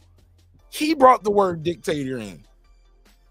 Under no circumstances, you are promising America tonight, you would never abuse power as retribution against anybody. Except as retribution against anybody. Pittsburgh T, that's cut and dry. Let's hear what he says. Except for day one. Except for day one. Yeah. Except he's going crazy. Except for day one. Meaning? I want to close the border and I want to drill. That's not. And the guy was like, "Nah, that's not retribution. That's not that." But look, he's gonna continue. No, that's not retribution. I'm gonna be. You know, he keeps We love this guy. He says, "You're not going to be a dictator, are you?" I said, "No." Now here we go. He brings it up. No. Other than day one. Come on. We're closing the border and we're drilling. After that, I'm not a dictator. Okay? Oh my God. That sounds to me like you're going back to the policies. But those are policies, Pittsburgh T. That's not being a. Come on, bro. Even this part with him talking about the Constitution, how he wants to change the Constitution, bro. Are you okay with that? Him changing the Constitution?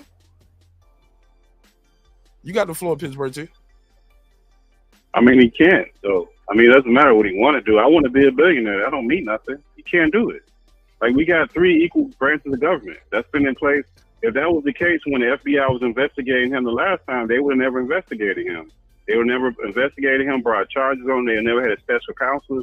They would never had any of that stuff. We don't have kings in this country. So I think, like, the temperature of this stuff is just way too hot, regardless of what he say and way he say it, that we have checks and balances in the system. They work. He proved they work. This guy proved that the system works because they investigated that. But if he's able to stack the courts and surround himself with loyalists to change it, because we thought Roe versus Wade was settled law. He put people in the Supreme Court, and now it's not federal and settled law anymore. Is that a fact or no? Yeah, but that's different. That went through the proper changes that it was supposed to go through, though. It was. That went through the channel of the Supreme Court. What's up, Big Dog Willie? Yeah. Bro, it had already went through those levels. That's how it got to the Supreme Court, and it was settled law. Right. They overturned. They always revise those. No, bro. They overturned. But they always do that, though. So they will never turn. They overturn. That's what the Supreme Court is for, though, Mark. That's what they're there for. When the Supreme we Court cannot agree with it. When the Supreme Court, they're the final law, bro. Once it get there and they settle it, it's settled. It's supposed. So they overturn law. They overturn law, Mark. They don't never. To be fair, you know all of those people, Kavanaugh, Barrett, they were all asked this. Would they overturn Roe versus Wade? You know what they said, right? It was settled law. It's settled law. No. Some of them played around with it, and not so many words, but bro, they did that shit ASAP. It didn't even take them. They did that shit in less than 3 years. If they can, so by your logic, if they can overturn that, they can overturn the Constitution, then, right? No, they can't. No, they can't just overturn the Constitution. Right? Okay. No. Okay. They can't change. No, nothing. they can't. They can't change nothing, huh? No, the they can change stuff. They call it a living, breathing document. It's always evolving. This might just be another way they. Well, amendments. Didn't they just, say the president can do pretty much anything he wants, long as while he's president, because he's acting in his official capacity, right? Well, remember you remember the October surprise with Ronald Reagan? You know, the October surprise was when they had them hostages that they could have released, that they didn't release. They went and made a deal with Iran and said, hey, don't release the hostages. Well, you release them once this guy become president. If you release them then we'll give you cheap weapons. That was the October surprise. I'm sorry, say it again. I was reading the chat. I'm sorry, brother. Say that part again. Yeah, the October surprise was Ronald Reagan. I believe it was Ronald Reagan. I'm almost 90% sure it was Ronald Reagan. He was running for president, and there was some hostages taken. And Iran had hostages, American hostages. They went to the Republican Party, went to Iran and say, look, don't release the hostages. Release them after this guy become president. Once he become president, we're going to give you arms for cheap. That was the October surprise. That's all kind of illegal. Nothing happened to him. That's fucked up. Yeah, but nothing. He never got any investigation. Never, and this is well-known fact. Like, they knew it. And you know who was the guy who had the files and the video that was supposed to take that? Who was the attorney on the file? It was Giuliani. Look it up. So this stuff's been going on for a long time. As far as the president. Another crook that was rolling with Donald Trump. It just lost his law license, fucking with Donald Trump. Yes, them dudes been around for a long time. But my point being is that the presidents do all kind of stuff. That's a bad thing. They all hang around, bro. They hang around. That's just the reality. They hang around. If you look at the Republican Party, you'll see them dudes been around 20, 30 years. You look at the Democratic Party, Them dudes been around 20, 30 years. That dude that you was talking about for the war hawk that you was talking about, that dude been around for about 30 years. Yeah, John Bolton. John Bolton been around about 30 years. Yeah. About 30 years.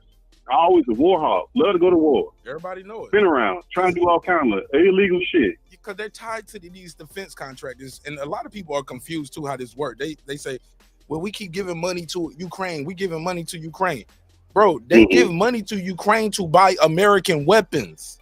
Old American weapons. And we use that money to make and buy new weapons for us.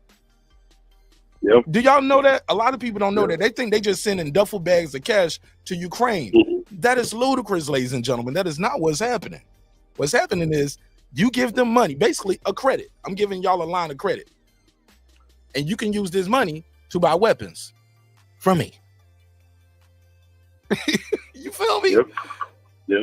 And you just got to pay me back. They didn't. It's a lot, and we use now that they money. do give them some money sometimes. They do give them some money sometimes, but it's rare. It's not like an often. It's not like when they make those bills. It's not all the time. They do give them some money sometimes, depending on what's going on. The CIA been doing that for decades. That's part of their shit. Yeah, because they use forever. that. They use that money for influence too. So they can use Yep, that. all They can kinds use of money to do shit with other people. So that's a whole another thing. Terry from Texas, what up? Shout out to Sal G. Appreciate you in the chat. My brother Sir saying what up? Big Dog Willie in the building. Welcome home, Big Dog Willie. Ain't seen you in a minute, bro. It's good to see you. Yeah, heard that name in a while. Yeah, I ain't seen Hello, Big Dog Willie. Me and Big Dog Willie had bumped heads one time a while back, and I ain't seen him since. I had Punch Drunk Boston up here. I was trying to be nice to Punch at the time. You know what I'm saying? Big Dog Willie pulled up. He wanted to interrogate him about that fake car incident. And I was like, hey, and you know me, Pittsburgh T, I'm a cool dude. I wouldn't invite you on my show just to do a hit, just so my people can pull up and do it. You know what I'm saying? If I get him on the show now, though, Big Dog Willie, I'm gonna let you light his ass up if I get him on the show now. You guys read some questions to be I answered. got a whole You bunch gotta of answer questions. questions. Yeah, you got questions. I was trying to be nice, man, because I was like, man, I don't want to invite nobody up here. And then people just pull up. Yeah, So I was like, bro, he got his own show, man. Pull up over there. He said, I can't. He gonna block me. He won't let me talk to him. I was like, yeah. I was like, but I was trying to be a good guy, man. You know. But my, how things have changed. Shit, Big Dog Willie, this motherfucker pull up right now. We all gonna be lighting his ass up. What's up with that, cuz? Big Dog Willie wanted to kill him. Big Dog Willie, we all know that nigga faked the car accident. Like, goddamn, like, what you want him to do? Shit. That nigga mind went straight TMZ when that shit happened, respectfully. I mean, I think it was a real car accident. It just wasn't, he wasn't, you know, that nigga Not like that. He won't like Not Kanye, like that. he won't Yeah, like not Kanye like that. West through the wire and shit, like mouth wired shut, in a coma. 5 shots couldn't stop me. I took it and smiled. Like that nigga was like Tupac, nigga. Like, and he got the nose ring and the face tats now. Well, you know how it be when you be on this stuff long enough, man. People be in the switch stuff. And that's another It's all thing. good, though. You see a lot of them people that used to be on. I'm wishing the best. I really do. Get it how you live. But homie. you see, Mark, the other part of that, you see all these people that used to be on all these talks, these political shows, they not really on like that. You don't see the Angela Rise and all them. They not really on like that no more, man. They not really putting them people on no more. Because you got a bunch of people like Deuce and a lot of people who don't really watch regular TV. So they ain't really got the ear to the people's street like they used to. And people kind of like getting tired of that stuff because they keep repeating the same stuff over and over and over and again. And that's more so the frustration with Trump kind of hammer too. Now, some people like his extreme stuff. I don't know too many people who be with all that crazy stuff. And I don't know too many people that be with the extreme stuff that Democrats be on either. So I think the extremes, you kind of cancel those out in my mind, because I think both of them got some real crazy stuff that I just can't rock with either one of them. I'd have to go back to I think we need to go back to that Ballad of the Bullet sermon that Malcolm X got, trying to get people in order with this stuff. Because they kind of getting out of control with this, where they think it's going to be the end of the world if one party win and the other one don't. Because ain't nobody moving. So I don't get all of this stuff right here. Ain't nobody leaving up out of this country. Nah, we ain't going nowhere. We ain't going nowhere. We ain't going nowhere. Can't think of no place I'd rather be, man, than the good old USA. As of now, but Pittsburgh T, like, we can't act like Donald Trump wasn't spewing some of this rhetoric too, like talking about like when he cracked the Nancy Pelosi and her husband, the people that tried to kidnap the Michigan governor. Those were Trump supporters, bro. The people that's trying to shoot him right now aren't immigrants. They're not migrants. They're not. These people are good old American citizens, born and raised in the USA. They the people just trying to kill them, not the immigrants. Well, what are we talking about? Well, Mark, you know I live. Well, Mark, you know I live in Miami. You know it's a lot of Haitians down here, bro. That whole Haitians eating cat stuff. That's been going on for years, bro. That ain't new. People just get mad about it. I heard people say that, but peep this. The president, the guy running for president shouldn't be saying that about these people in Ohio. They're not doing that. There's no reports that they're doing that though. Bro, but how do we, bro? Like, okay, so the Chinese people at the Chinese restaurant, they ain't got no dog. Ain't nobody believing at the Chinese restaurant. You chopping up dogs and putting them in it, and nobody don't believe that no more. I mean, the city ain't gonna tell you that. Why would you say that? That's so racist. Come on, bro. Like, stop it, man. We got to stop this, bro. We know that the motherfuckers at the Chinese restaurants, but they be some of them doing that. You or Not somebody all of them. now sound like a commercial. Have you or somebody you know, Pittsburgh T, ever ate dog or cat from a Chinese restaurant? Tell the truth. You ever ate dog or cat? I mean, not knowingly. Not knowingly, I haven't. Not that I know of, I haven't. Pittsburgh T, you better than this, man. Come on, bro. Stop it, man. Why we trying to play this game, man? We know that Pittsburgh this T, you man. better than this, You know they don't eat like they don't eat like us in all these countries, man. I know, but they we in know America, this, man. bro. What that mean? That's how they was raised. So you think they selling that to us? Come on, Pittsburgh. If it's good for them. If it's good for them, why wouldn't it be? Well, okay, so why we got a health department? If everybody on the up and up and everybody doing what they're supposed to be doing, why we got a health department? And I didn't say we don't have a health department for a reason. We got a bro, Pittsburgh T. Why do they have a sign up in the bathroom saying if you are an employee here, you need to wash your hands before you go back to work? Why do we put that sign up? Exactly why. That's exactly because people do stuff. That's what I'm saying. It's not to the extreme that people are making it, but people. But for you to say that, there's some people that do that. Pittsburgh T. But for you to say that, I mean, bro, they gotta have the health department because most people that work at these restaurants don't have a high school diploma neither. Let's keep that a fact. They don't know the temperature that meat's supposed to be kept at, or how long these fries can sit here before you need to throw them away. Hey, that burger was made at 10 o'clock when y'all open. Y'all ain't sold the burger yet. You can't sell that same burger to somebody at 6 o'clock in the afternoon. Man, Mark, you know these other countries, these people be eating all kind of stuff, bro. They don't even eat the same kind of stuff. I know that because I've traveled the world, bro. But I know I didn't travel. We didn't travel. We know that these people don't eat this stuff. You saying something, but you're saying two different things. What you're saying is they eat different from us. Yes, like I had Nonito and Rachel up here one time. We were talking about balut, right? Whatever. What is it? Balut? It's like some eggs, like it's like basically like raw egg type. What is balut? How do I say it? I'm saying it wrong. Is it like ducks barely hatch? Let me see. Balut food. Okay.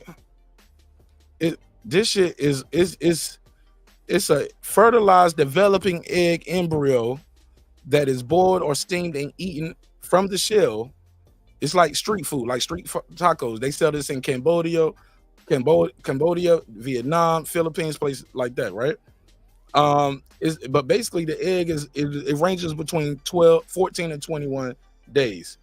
And when you see the shit, you be like, nah, nigga, just can you just scramble that and put in an omelet? But it ain't that. It's like, bro, I can't. Yeah, I can't. You know these. But my thing is, bro, you know. But listen, you keep saying that. Let me finish my thought in full, and I'll pass the mic right back to you. You're saying two different things. You're saying one, these people eat different. We agree on that. But what you're saying is they selling it to you on your American menu as something that is not. And that's where I'm like, do you have somebody doing that somewhere? Maybe, possibly. Has that happened in America?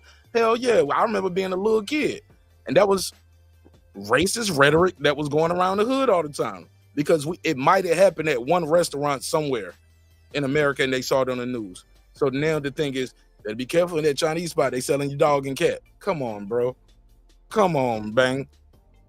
Like, but nobody I know has ever ate the dog and the cat. And according to you, well, they don't know they eating dog and cat. Come on, bro. Like, that is crazy. That's like saying every black person you see down the street is a rapist. He's gonna rape you and to do something to. I'm sorry, grapes, like the fruit.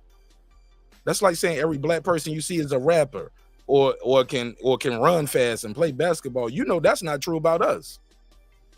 Every nigga can't play basketball, can't run football, can't. Come on, bro. We got to do better, Pittsburgh T. I expected more from you, bro. But I never say every. I say some. Like that. Like Somewhere. I think that's what I'm talking about. The extremes. Some like okay, so some people do that. Like it's impossible because we got cases of people in New York, Miami, Texas, where these restaurants, Chinese That's restaurants, not the are norm. serving We up got animals. cases of black people killing Right. people, but that's But not that's- the norm. We're not by Right, but that's by what I- standard. but All Mark, black people are murderers, and all Asian restaurants ain't selling Right. cats and dogs. You better do that, Pittsburgh T. Come on. No, that's not what I'm saying, Mark. What I'm saying is that we are on such extreme fringes to where when Trump says that he's boxing all this stuff in, it does happen. Does it happen to that degree? No. It's just like voter fraud. Does that happen? Yes. Does it happen to the degree that he's saying? No. But we on these extreme cases to where it's crazy, man. Think about it. We had a whole debate where presidential elect was shot at, and that wasn't brought up one time in the damn election, the debate. Not one. They want to talk about is she black or not. Like, we didn't even do that with Obama. They didn't even do that on the stage of Obama being the first black person, period, on that stage, on that level, representing the party, and having a real chance to win. They didn't even do that with him. They didn't do that with Jesse Jackson. They didn't do that with nobody. What are you so, like, we just ain't crazy, man. What are you talking about, Pittsburgh T? They didn't do what Did with Obama anybody and Jesse ask? Jackson? Did they ask them, are they black? Did they ask them, hey, do you think that as a candidate, hey, do you think this person is black? Did they do that? Because Donald Trump had already said things about that person on his social media platform. So they confronted him about his tweets and his words. Trump didn't say that. Didn't nobody say nothing about Obama when he was running for president? You see how this is what I'm saying. They did the same thing with Obama. Absolutely, Donald They Trump. did. Hold on. They had whole rallies on Obama about him being yes, because of people nobody like Donald asked him on the debate stage of that. Bro, right, but nobody asked him on the debate stage, hey, are you black? Nobody asked him that. Because his candidate did not pile into it and feed into it. Donald Trump is feeding into this. He could have left that shit alone. He did not have to say that in that tweets. He did not have to say that on that in that interview with those journalists. And he could have deaded that. It wouldn't have been an issue. He made it an issue. The media, what their part is, they address and cover the agenda. You made this agenda. You made this a debate topic when you did this. And yes, That's not a debate topic, Mark. He made it that. He made it How that could way. he make it? Let me finish the They rest of this. picked that out, Also, Mark. also, That's not- Donald Trump was the one who was talking about Barack Obama was an American. You remember that? Yes, and nobody asked him that on the stage. That's what I'm telling you. Nobody on his presidential. He didn't run against Barack Obama. And they didn't ask John McCain about it because John McCain didn't feed into it. He heard it like we all did. But if he would have fed into it, I would bet you dollar for dollar. I would say dollar for donuts, but I don't be fucking with the donuts. That's some fat boy shit. I would bet you dollar for dollar they would have addressed it because I would have addressed it because it's ludicrous and it's racist. Let's be honest. It's racist rhetoric and you know it and I know it, bro. You defending Donald Trump on some of this bullshit is like.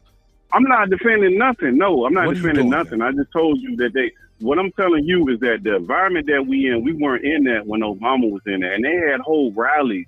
They had those whole rallies where they had a stadium filled up with people with crazy ass signs saying he wasn't black. They had multiple rallies. That's how Trump came in, with multiple rallies all for months at end. Came in like that, and they didn't even bring that up with McCain and his running mate, which was that white lady from Alaska. She participated in some of that foolishness, and they didn't bring that up. So what I'm saying is the environment that we're in now is so toxic, and we so distracted with all this stuff. We're not even talking about American stuff. We're talking about emotional stuff, and is there racism in America? Of course there's racism in America. Are rich white guys racist against black people? Of course they are. Did they stop? No, absolutely not. So, like, I think we just get so far misguided with this stuff And it's like that stuff don't really matter at the levels that they making it, because they make it so key that we can't focus in on nothing else. So all we doing is we arguing over emotional stuff that don't really, to me, it don't really mean a whole lot. Because I work for people that I know is fucking racist, and they not even white. They Hispanic. And that's another thing. We got this DEI and this minority crap where we all together, and we not all together. We don't stick together all the way. We see this in boxing. So this is foolishness. A lot of this stuff is nonsense. I agree with you on that. I have a problem with the way some of these white folks throwing around this DEI shit, because that's like sound like them just a soft way of saying nigger to me, bro. It is. Like it if is. I get a contract at my job, I got that contract because I was a DEI contract. What? That's like what? Or almost like same thing that you say with affirmative action. Now, I didn't agree all the time with affirmative action, but keep in mind why they had it. Because they had people that were more qualified of different races and colors not getting into certain schools, universities, medical programs, legal law programs, business contracts, etc. Nah, but etc. But that was made for black. Let me that was made for black people, though, Mark. Let me go ahead, man. I want to finish that thought on that real quick. Go ahead. The reason why I say that is because affirmative action, it helped Asians, it helped Latino community, it definitely helped the black community. But my whole point is the way they throw this DEI word around sometimes now, it's like it's soft nigga. It's a soft way of saying nigga to me. DEI is soft nigga. You know what I'm saying? So I didn't get this because my trucking company has better prices, better time, better delivery. I didn't get it because of that. I didn't get the contract. I'm a DEI candidate. We had to let a nigga get some too. Gotta let a nigga get some money every now and then. Come on, bro. It's soft nigga. In my opinion. Respectfully. But the problem with the whole thing, Mark, with that stuff is that all of this stuff, affirmative action, DEI, it started with black people. Then we added all these groups in there. We was the originators of all of this stuff, right? It was because we were getting mistreated as a group. So the government stepped in and said, hey, we need to do something to make this somewhat, to give them an opportunity to have some kind of advancement. That's where they came from. Then they started adding different groups in there. Then they started adding genders in there. Then they started adding midgets in there. So then they started watering it down to where it is now. Little people. We can't say midgets. They're little people, respectfully. Okay, little people, respectffully, little people. But it just got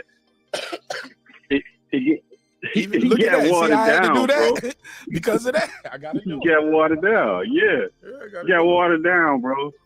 But that's not where it came from. Where it came from was the things that's happening. Even if now you look in the political landscape, black people are represented by black skin, but not black people of this country. They're Haitians, they're immigrants from all these different countries that they have black skin.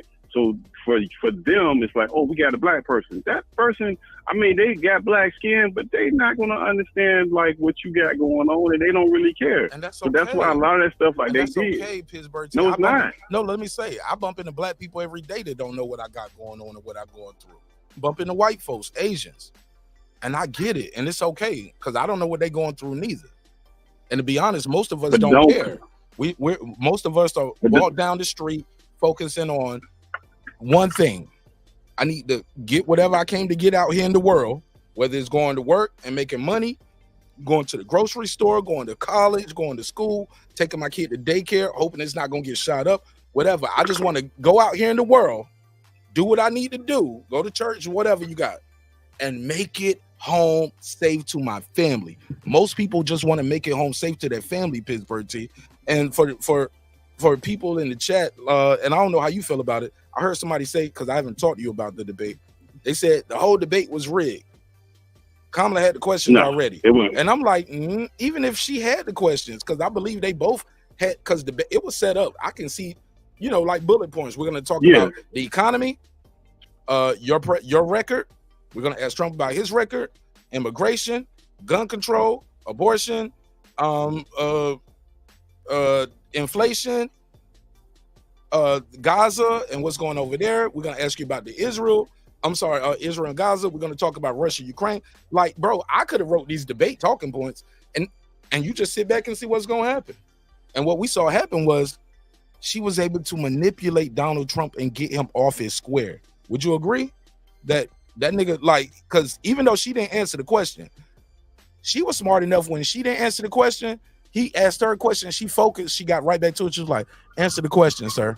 Answer the question. And he got distracted again. I'm like, that's what you should have did to her.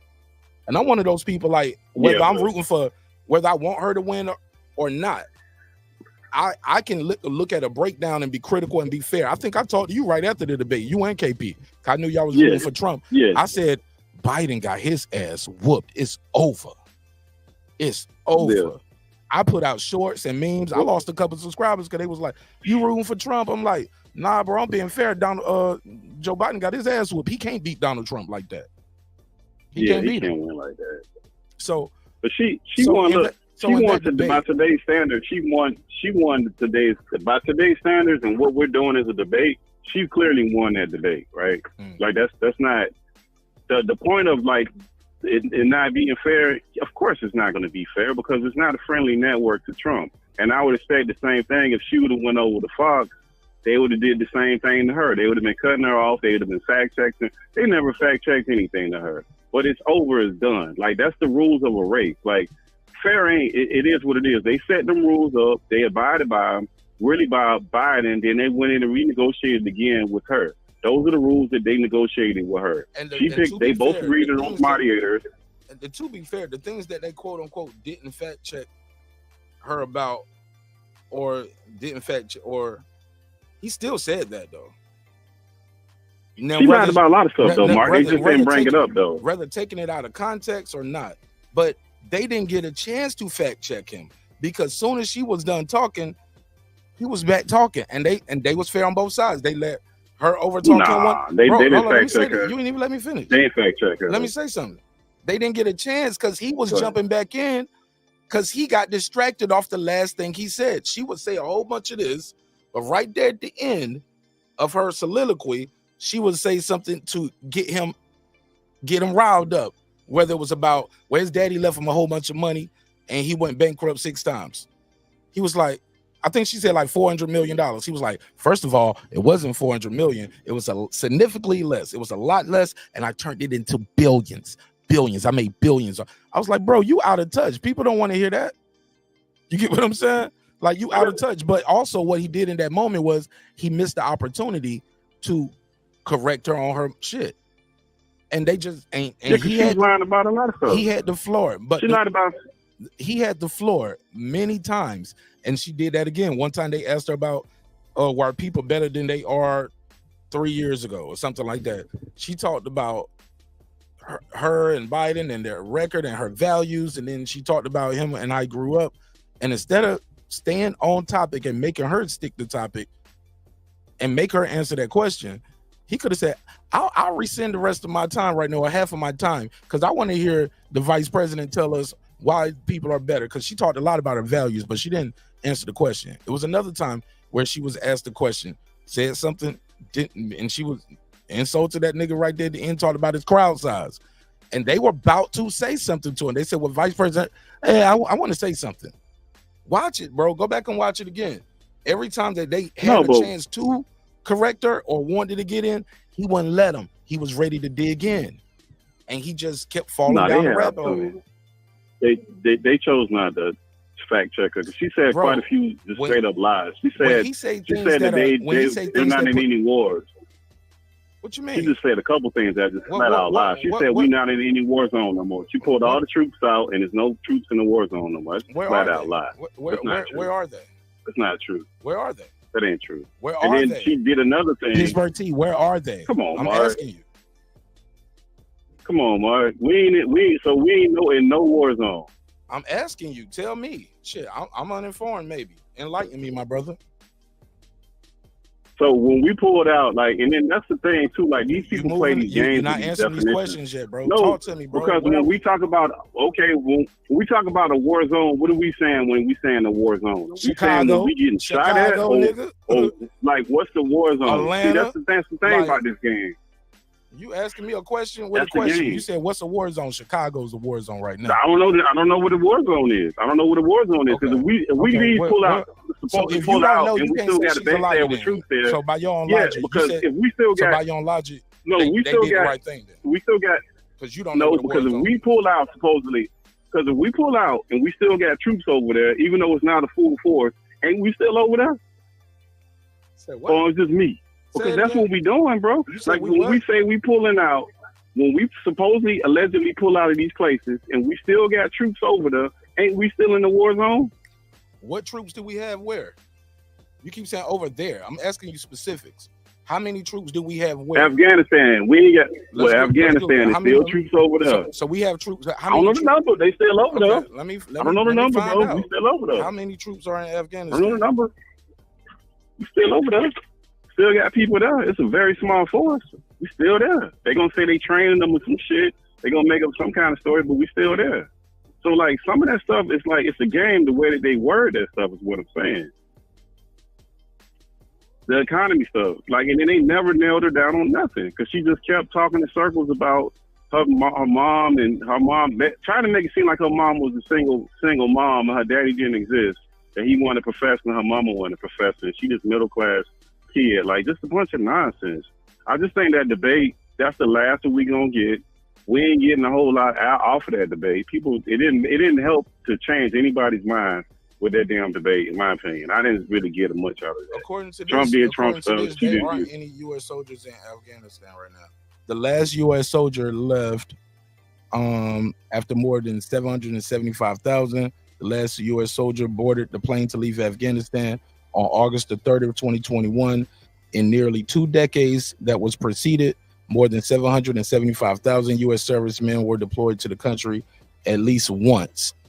And this was as of September the 10th, 2021. So 2021. Let me look it up there. This is on Politico.com. Oh, that's 2021. So you saying we sent soldiers back there since then? When they say the last soldier We left, still got a small regiment. Let me go to Department of Defense. Let's go to the Department of Defense, DOD. Let's share the screen. We'll take Donald Trump off. Because here's the thing. I'm with you on something though. In my mind, everywhere that America has went, we never left. That's what I told people. No, I'm seeing the link right now. Because it's on the Department of Defense website. They talk about limited. They're never going to tell you exact numbers, but it says we still have limited troops. Right now, okay. Although at one time 100,000 troops, 160,000 pulled. All right, pulled out against that, and the IRA operations are limited now to just a handful of troops performing advise and assist missions only. See, they still there though. That mean they still there though, right? See what I mean? Yeah, I don't like that handful of troops. What does that even mean? A handful could be 10,000. Shit, but you know what I'm saying? Yeah. 5,000. Yeah, that's the game. That's what I'm saying. It's the game. Hey, look, I only got 5 fingers, so a handful should only be 5, right? Whatever I can hold in my hand. Yeah. How many soldiers do you hold in your hand? Pittsburgh T, I'm with you on that one now. I'm fair, because look, I believe in facts over emotion. I ain't one of the people that's gonna pull the facts and stats and data up on the screen and look at it and say it's something. It ain't what I'm reading. And this is on departmentofdefense.gov. Defense official says U.S. remains committed to Middle East. Now this is as of June 5th, 2023. So that is not true. We do have troops. But they say we're not doing war missions, so this might be some special ops shit that's still there, or you know, some Jack Ryan motherfuckers over there. We keep some Jack Ryan. Yeah, of course, but she said we don't have any. Like that's that. Come on, like everybody knows we never left. Yeah, like we know we ain't leaving. Like most people know off top, man. We ain't leaving. Once we there, we ain't leaving, man. We still in Why Germany. would we do? We fought all that way just to jump up and leave. We ain't leaving like that, man. Come on, man. We ain't leaving. And then the other part, that's I believe it when they say handful, though. I believe it's some special out motherfuckers still over there, but I don't think. Oh yeah, we don't have a brigade and a command over there. You're not getting deployed over there. You over there, you like Green Berets, special ops, and you are there teaching missions. You teaching the new generals and all them how to, but also you keeping an eye on everything too. Like, all right, what the fuck is going on over here? You know what I'm saying? Yeah. Yeah, you can report like, hey, you know this new general trying to be a dictator over here. He's trying to teach the motherfuckers to hate us. These chants when they march, man, them the people. Hey, look, these chants when they run and saying "fuck the USA," it ain't. Man, them the people you call when you get in trouble. That's over there, Mark. That's the people they call when the military get in trouble. That's who over there right now. There ain't no regular ass military personnel. That's the people that get the military. That's the regular. That's the super soldier dudes. Yeah, them different kind of dudes. They make movies about these type of guys, man. What's that? They like the Delta Force. They like the Navy SEALs. Like they like them kind of cats. That's who that is. That ain't no regular dude over there. And the CIA. CIA, yep. CIA over there. They CIA never don't leave. They'll never leave nowhere, bro. They be the first ones there and never leave. They set up shop and they good. They ain't never leave. And the other thing that I think is disingenuous too is to say that these countries are sending all that they not sending criminals over here. Like we ain't seen that before. We seen that in Miami with the Muriel boat lift where they let the jails open and sent all the criminals, put them on the boat and shipped them to Miami. Man, and we just see that all over the place, man. And the people get all offended about that. That happens, man. These countries do that. They ain't crazy. Why wouldn't they? They ain't got the house and send their ass to America. Now, is all the countries doing that? No. Some of them are. Hey, Jerry. And they don't usually say that right away. Yo, this nigga Jerry in the chat, he's like, this used to be a damn good. He said, this used to be a damn good boxing channel. Hey, look, Jerry, this channel, it's never been a boxing channel from its inception. The name of the show, I say it every night, is Martinez TV Breaking Beats. I don't have boxing in my channel name. It's Breaking Beats, where we break down business, entertainment, art, technology, sports, and what I say after that, and anything else you and I feel like talking about. It's a hip-hop political sports show with a comedy twist. Jerry, it ain't changed, man. It ain't changed. Yeah, shout out to Nick Rich. Right now, bro. I spent like 5 hours going through a contract one night. Shout out to my sister Nick Rich. That's when she became famous over here to me. Like, this motherfucker was smart, man. She was on it, and she had a little legal background, knew a couple things. Like, spent a whole night talking about contracts. No fighting, just contracts. Come on, Jerry. Jerry, I'm sorry, brother. Yeah. You want us to talk about Crawford slapping T.O.? We can get into that, man. We can get into that. You're right. We have been on this a little too long. You're right, Jerry. Let's give this bot some topic or go, and then I'll land the plane because I did say I was gonna keep it short on this. Pittsburgh T, I appreciate you, man. Hey, well, yeah, I'm gonna move on off, man. Hey, it's good to see that we can talk. See, this is how people have conversations that don't agree. Me and Mark don't agree on a lot of this stuff right here. We don't agree on a lot of other stuff. Not on this stuff right here, but hey, it ain't got to get to it. And I think that's what's disappointing about people where they get mad at their spouses about, because you got two different people in the same houses not voting for the same people. People get mad at each other, like vehemently mad about this stuff. And I think people need to calm down and stuff, man, because after this is over in a couple more weeks, you're going to have to go back to your regular life, man. So don't do nothing crazy off of something that ain't really going to affect you like that. So destroy your household. Tell us your story. What's going on with you and the wife? Sound like you got a story to tell. She voting for Kamala and mad at you? Oh, no, she ain't mad at me. I mean, she voted for Kamala, but my wife ain't mad at me. She don't get mad about stuff like this. Man, nah. Man, you ain't getting no ass tonight. You Donald Trump lose. Donald Trump win this election. You ain't getting no ass for 4 years, nigga. Yeah, bro, I'm cool, bro. Nah, it ain't that serious. That nigga said it's cool, nigga. I got some bitches on the drive, nigga. I got some hoes I work with. He said I got my work wife. I mean, my work wife. Yeah. Now, one thing I do notice with the Kamala that situation, nigga said, y'all heard him, right? Yeah, with black women serious about this stuff, man. They take that stuff like it's almost like you threatening them with this Kamala stuff, man. They want you to say her name.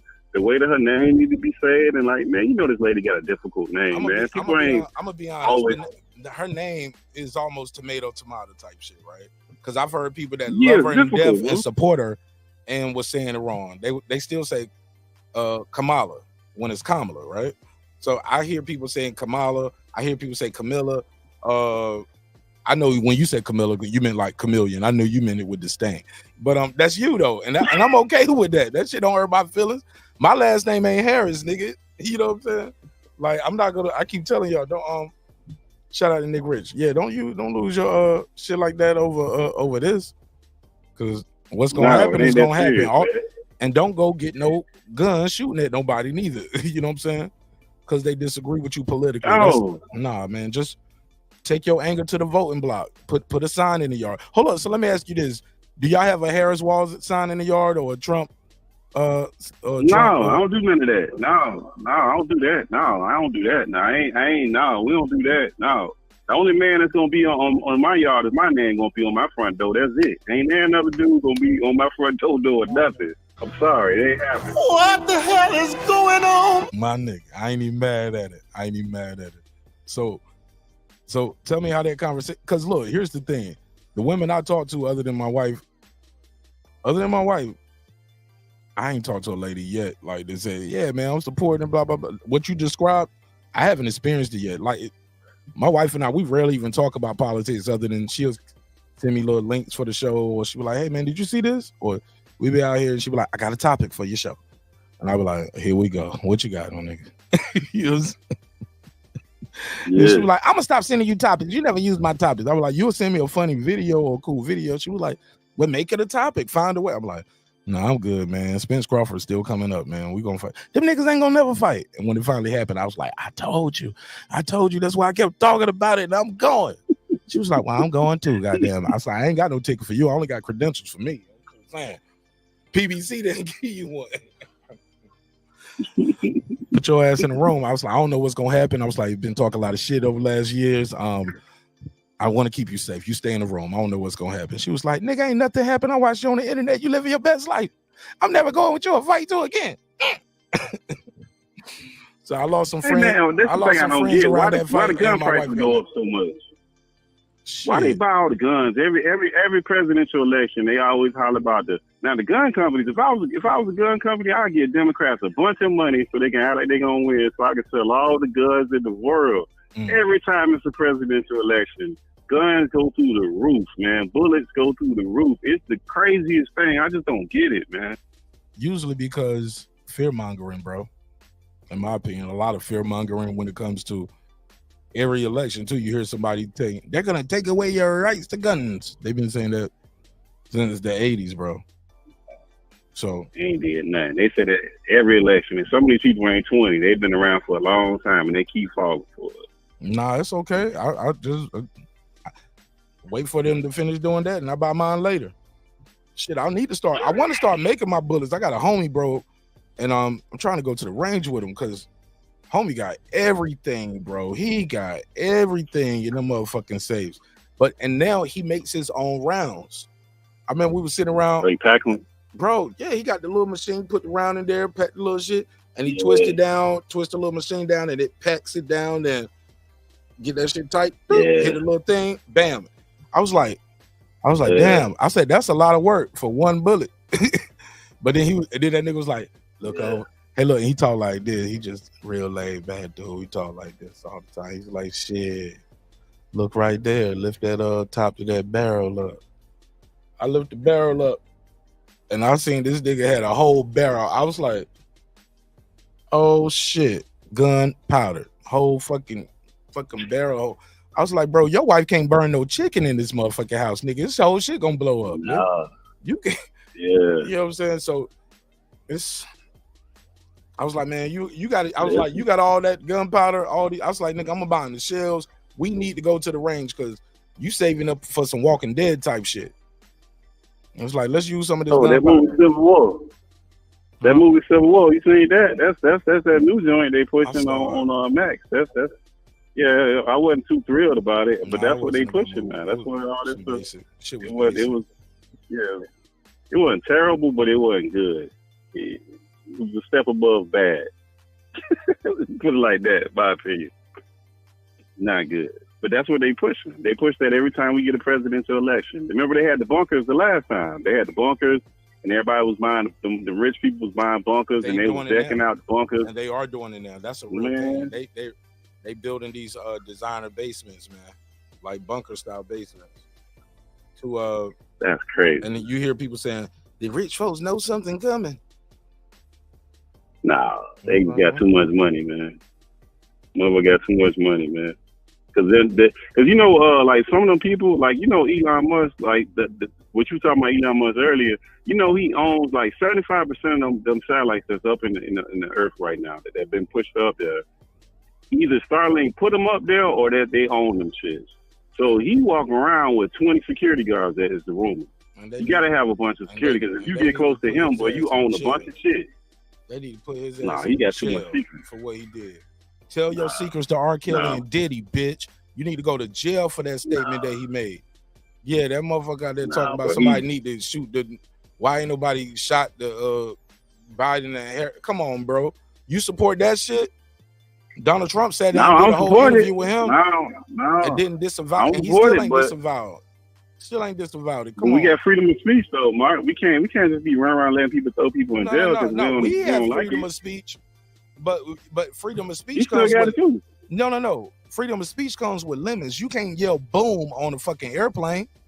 Try that tomorrow with your freedom of speech. Bro, you own Twitter. Richest man in the world. You ask, and you saying, why hasn't nobody killed Biden or shot at Biden and Kamala yet? Come on, bro. That's like, who would rid me of this meddlesome priest? Remember that? You know what happened? Motherfuckers went in there and killed that priest the next day. When the king says things like Mark, that. I don't. Come on, bro. Listen, Mark, I'm not a fan of Elon Musk, bro. But at the same token, bro, we can't. That's a bit throwing the man to jail for some shit he said. Nah, man, we can't. For that specifically, nah, they not can't quite do that. Not quite that. That's a little hyperbole on my part.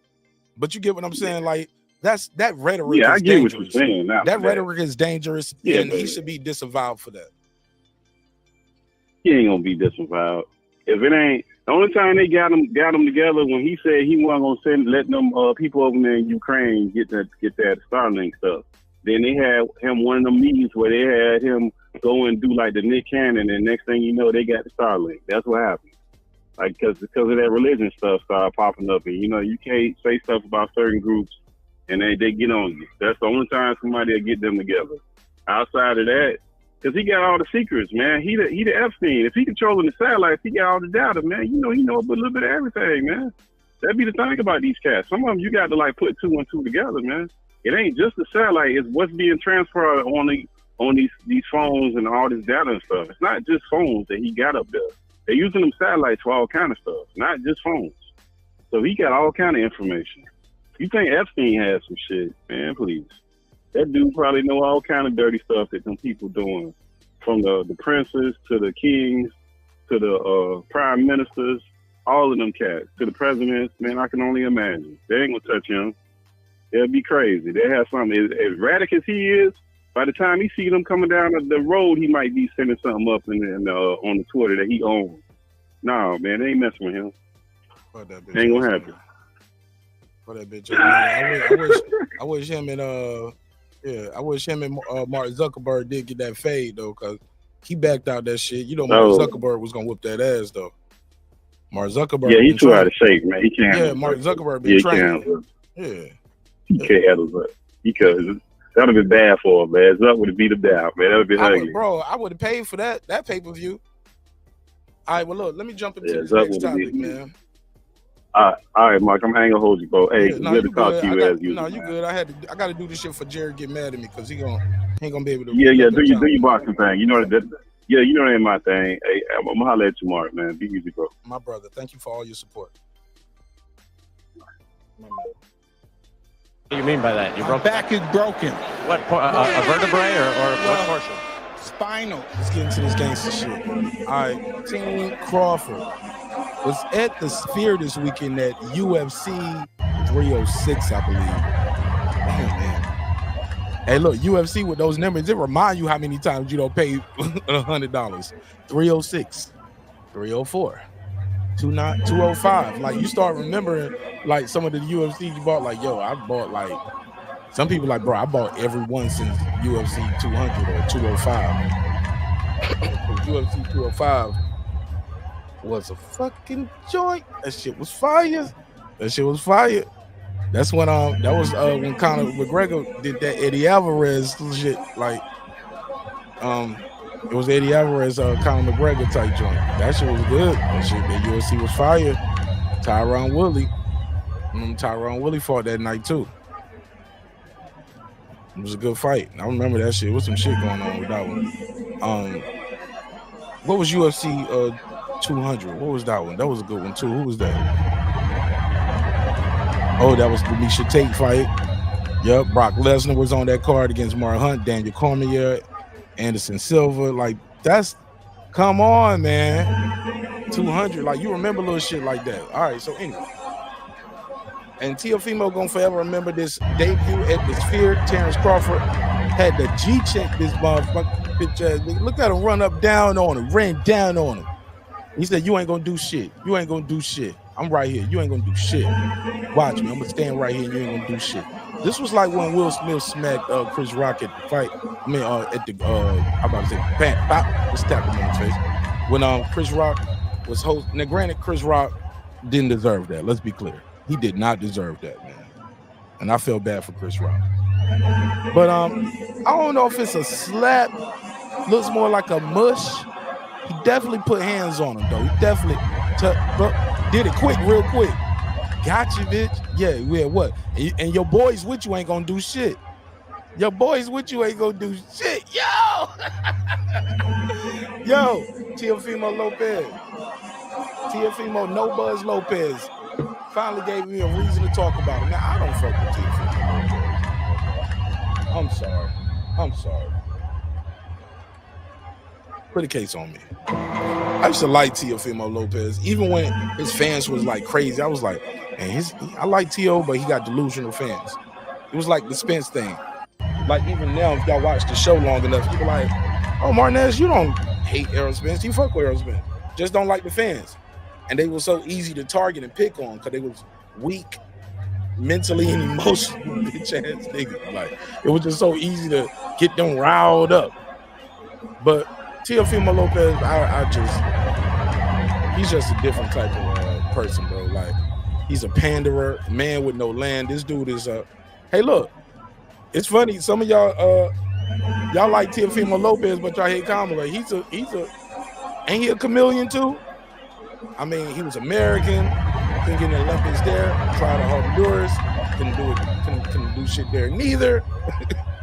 Then he comes into the game, he's a New Yorker. He's Latino. I'm just Latino. Now he's American, USA. And then now he's Spaniard. He wants to be I want to be Spanish. I want to be Spaniard.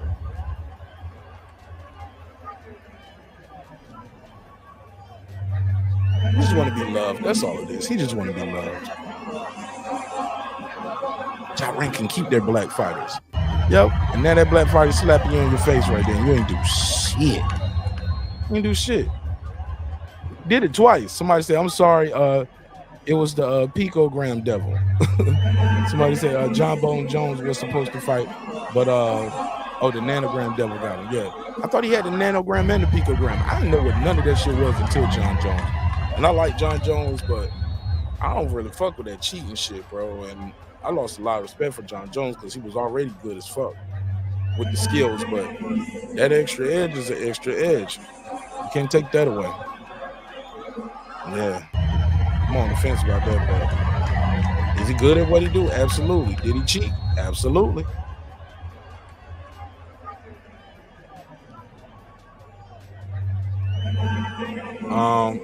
Somebody said they called him Kendrick Lamar. Yeah, they did have somebody on the screen label them as Kendrick Lamar by UFC. I think Dana White spoke about that too in this. I played. So look at this. They thought it. Look, yo, somebody look at this, man. Y'all see this shit? There was like Out of these 4 boxers, who do you guys think would transition best into MMA right now? Is it Tank Davis, Canelo, Usyk, or Terence Crawford? And they got a picture of Kendrick Lamar at the bottom. Yo, he's Terence throwing them Terence Crawford on whooping feet. This is what Dana White had to say when asked about it. Hold on, let me unmute it. I was talking to Terence Crawford. Can I unmute it right there? There you go. I don't know who the hell did that. Thought it was. Here we go. Are you expecting to get a text from? Here we go. Here we go. Yeah, that was pretty bad. He did. No, they Are said. you expecting to get a text from Kendrick Lamar or Terence Crawford? He said, they said, are you expecting to get a text from Kendrick Lamar or Terence Crawford? And he's going to respond. Are you expecting to get I don't want to play. I don't want to play it like this, y'all. I'm sorry. I want to play it. He kind of looked like Kendrick Lamar, though. Let's not fuck around. He kind of did look like Kendrick Lamar. But yeah, that was. Hey, so when I said we had a flawless production tonight, I take that back. Yeah, there was the one. That was. Yeah. Are you expecting to get a text? Nobody laughed. They don't look alike. I was talking to Terence Crawford. I don't want to call him. I don't know who the hell did that. Thought it was. Yeah, that was pretty bad. He did kind of look like Kendrick Lamar, though. Let's not. No, he let's not don't. fuck around. He kind of did look like Kendrick Lamar. But yeah, that was. Hey, so when I said we had a flawless production tonight, I take that back. Yeah, there was the one. That was. He looked like Kendrick. He looked like Kendrick Lamar if it was a Lifetime movie. You know, Lifetime movies they'll let Eddie Murphy play Prince in the movie. Like if it was Lifetime, yeah, he looked like Kendrick Lamar. Come on, fam. Come on, man. But we got to get into it though, because but this is what they talk about. I'm Terence Crawford. Yeah, I'm whooping feet. Y'all ain't shit. But this is the graphic they're talking about for the people who don't know. It's a Grammy Award and Pulitzer Prize winning musician, Kendrick Lamar. Sitting next to Turkey Al-Sheet. Turkey Al-Sheet leaning back like, I don't know Kendrick Lamar. I know Terence Crawford though. Yo, that shit is crazy. How do you make that mistake? But that's okay. They knew to put the camera on him. They knew he was somebody in this motherfucker tonight. Sitting next to the man with the plan, Turkey Al-Sheet. So Teofimo Lopez, though, like I said, got his face smacked on while he talking all that bullshit, and he did nothing. You do nothing.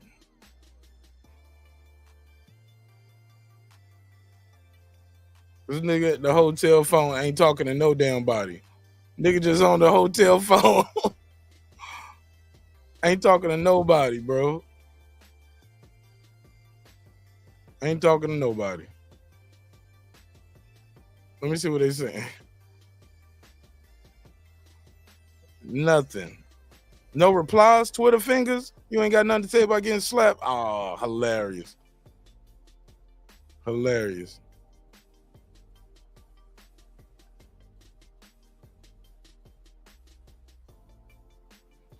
Teofimo ain't shit, man. Motherfucker got his face slapped up by the GOAT, and he deserves so. So I think this was funny because everybody said this is a clip of Terrence and Rihanna having a conversation at a fashion event. I was like, damn, so you wore the Balmain to that, but wore the Nike sweatsuit to this?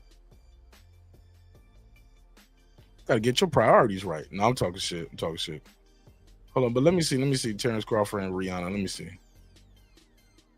Cause where the video at? Oh, it's a longer video right here. She got the full. So they was already talking. They already talking some shit. And Bud get to him, pop, get your ass nigga. You ain't gonna do shit. I'll kill you. Hold me back. You ain't gonna do a motherfucking thing. Oh, wow. That nigga Bud told that nigga pardon my back, yo. You better stop talking my name. You better stop saying my name, boy. You better. Bop. Calm, too. Nice and calm. That nigga walking through that arena like a lion in the jungle, bro. Like, what you gonna do? Not a damn thing. Not a damn thing. And that's what he did, too. He did not a damn thing. Shit was hilarious to me. But better be careful, man, because T.O. seemed like one of the niggas that'll sue. I'm sorry, Kendrick Lamar better be careful. Because T.O., yeah, man, he should have wore this for the Rihanna fashion event. This shit right here more fly than Nike sweats. That nigga said he ain't gonna do a damn thing. All right, but let me see.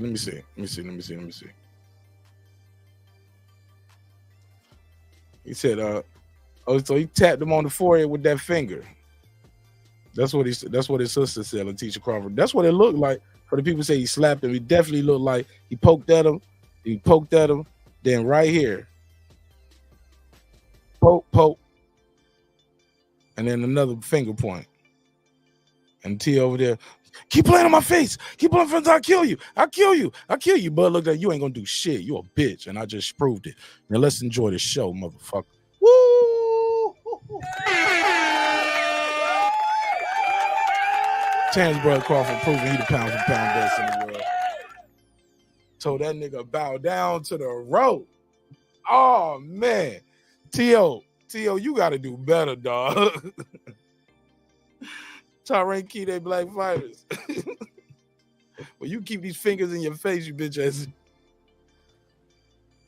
Oh, you better not. You ain't gonna do shit. Point right in your face. You ain't gonna do shit, nigga. Damn, T.O. Look at him, yo. Just chumped him off. That's your mans in them. I'm too dumb undisputed. You ain't shit, you nigga. Your franchise belt don't count, boy, playing all of that nigga face, yo.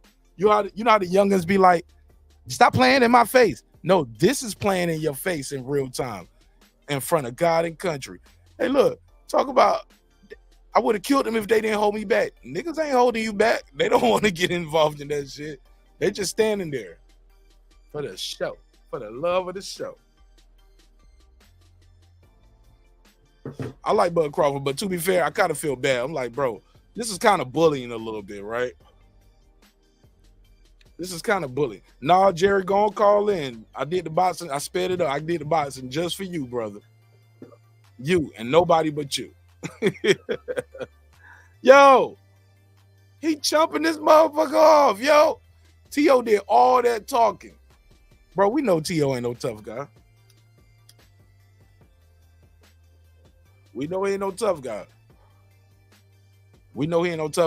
I thought he wanted to beat Crawford. Crawford ain't shit, ain't this shit, ain't never accomplished shit. He right there poking you on your forehead like you a dunce. What's all that shit you was talking about, you little nigga? I was just playing, champ. Shut the fuck up, you bitch ass nigga. I was just playing, champ. Oh, it's getting tragic for T.O. Look, T.O. want a payday. And normally I wouldn't even want a guy like T.O. to get no payday. I really want to just see Bud start whooping feet on his ass. Because he gonna whoop some feet on T.O. I really want to see T.O. go in there and have to fight, man. Because T.O., do I still got it? Lopez is not what y'all think he is. T.O., I still got it. Lopez is this guy right here getting his fingers poked in his face. Might be getting fingers poked somewhere else, allegedly. Never heard of it. Ain't a round of applause for that. Never heard of it. Yo, the fuck? Lake County in the building. He said Bud did him a favor. Most attention T.O. will get. I wouldn't be talking about T.O. No Buzz Lopez if Bud Crawford wouldn't have put hands on him. Would you? Do y'all want a T.O. No Buzz Lopez topic? What would I talk about? I'll give you the $2. You give him the $2. All right, pay him the $2. Oh, pay the $2. Jerry, it's hyperbole. The video shows he didn't slap him, but he definitely pointed and touched his face, pointed and poked his forehead. Not once, but twice. Not once, but twice. And in fact, he got his hand slapped away, and then he walked. Bro, he walked 3 steps to his seat. That nigga standing at his seat. Teo is right there. Teo could get to him at any time. The fight is just starting. Niggas going to their seats for the main event. Ain't no that dude ain't doing nothing. Look at you say that ain't even a walk. That's like 3 steps. You gotta walk farther than that to go to your bathroom for wherever you at. That dude didn't go nowhere. You act like he walked off. Bro, he walked to his seat, which is right there. He's still on camera and still little chihuahua ass motherfucker. Oh yeah, it's T.O. slander over here, baby. You know it. Look, dude. He said anyone who yeah, Jerry doing all that pom-pom waving in the chat, but Jerry don't believe T.O. can beat Bud. Get off the gas. Lake County, thanks for the super chat, bro. Let me give you the drop again. Appreciate you, bro. I'll give you the $2. You give him the $2. All right, pay him the $2. Oh, pay the $2. Said UK. He said anyone who thinks Teofimo No Buzz Lopez beats Bud is smoking the same rocks T.O. Senior be smoking. Never heard of it. Yo. These black men are not here tonight to be played with. Right, that's why Top Rank can keep their black fighters. What the hell is going on? I don't like them. It is what it is. I don't like them as a crew, record label, or a motherfucking staff, or a fighter. I'm done. I'm done with this kid. I told you I've been done with him. I have nothing good to say about him other than he... Never mind. I ain't gonna go there. But I wish him nothing. I can't say I wish him the best. I wish him nothing. Because I don't know how true these rumors are. I did hear this floating around the YouTube space. So this is a unconfirmed rumor, in the words of my good brother Brim. What the hell is going on? He said T.O. turned down $10 million from Turkey Al-Sheikh. Well, he didn't say this. I heard this. T.O. turned down $10 million from Turkey Al-Sheikh to fight Devin Haney. Anybody heard that? Is that true? Anybody heard that rumor? Anybody? Can we put a case on it? I was talking to the homie Shell Moore. He told me, he said, Mark, he said, Tom Rank wouldn't let him turn down $10 million. They were like, nigga, you never gonna make this in your life. And we want our cut. Yeah, you need to go do this shit. 10 million. But I also heard that Devin Haney turned down the fight with Paro because he wanted 4.5 million. Put a case on that. Any of this shit true?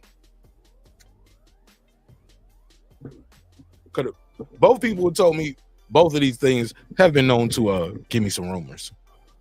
My brother Jerry, he said the little incident was a nothing burger. Maybe Buzz should just fight him. He's a free agent, right? Lopez been calling him out for a year now, at least. Has he? It's been a year? Lopez was fighting. Well, Bud couldn't fight him a year ago, could he? Or because he didn't even have a deal a year ago. This time, it's been shit. The rematch was postponed. We're still waiting for the rematch. But around this time last year, Bud was still tied to PBC. PBC still had a Showtime thing going on at this time last year. And it wasn't until January when he was released as a free agent. You know? That's the order of operations. Let me drop the link out there. I'll put the panel link. I think this was one of the topics that Hot Rod wanted to talk about. There you go, Hot Rod. Link in the chat. He said, yup, Haney wanted too much money. What was the offer? How much did they offer Haney? Did they offer him 1,500,000. Where was the fight going to be located? Was it where? Because I think all those deal points matter, but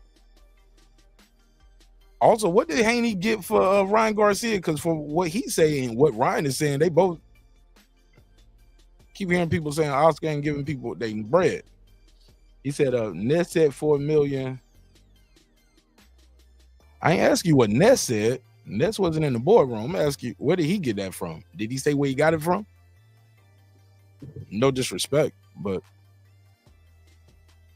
he said Ness said $4 million of if I'm not mistaken. Where did Ness get it from? Those things matter.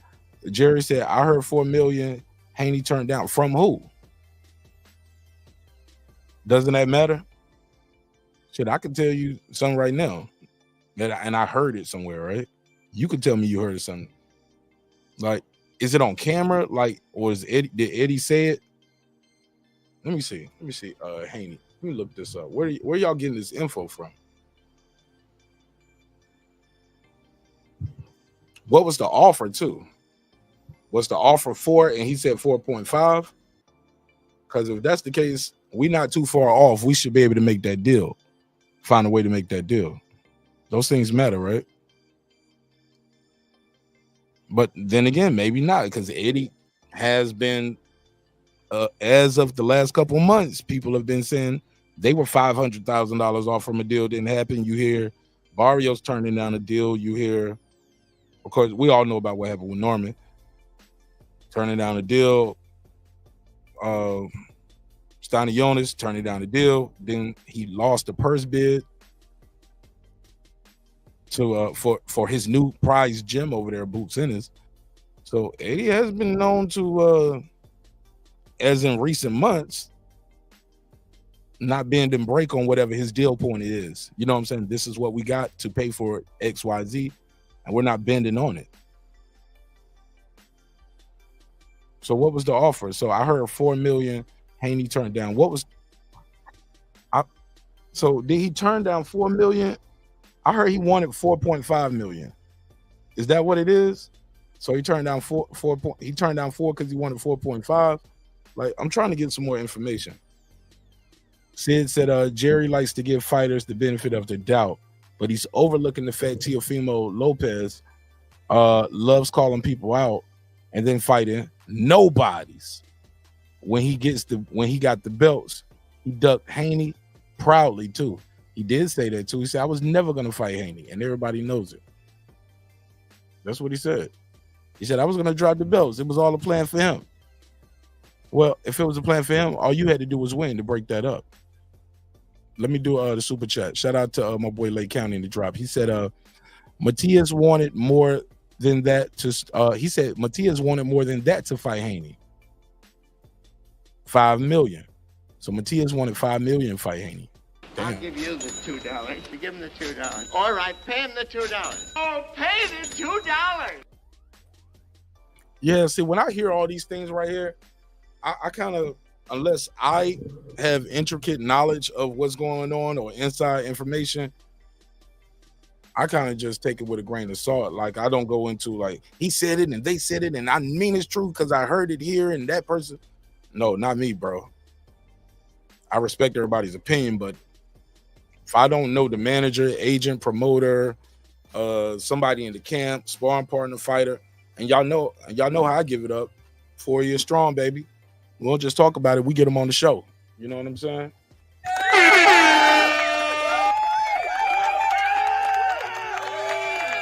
It's a brand you can trust. It's a brand you can trust.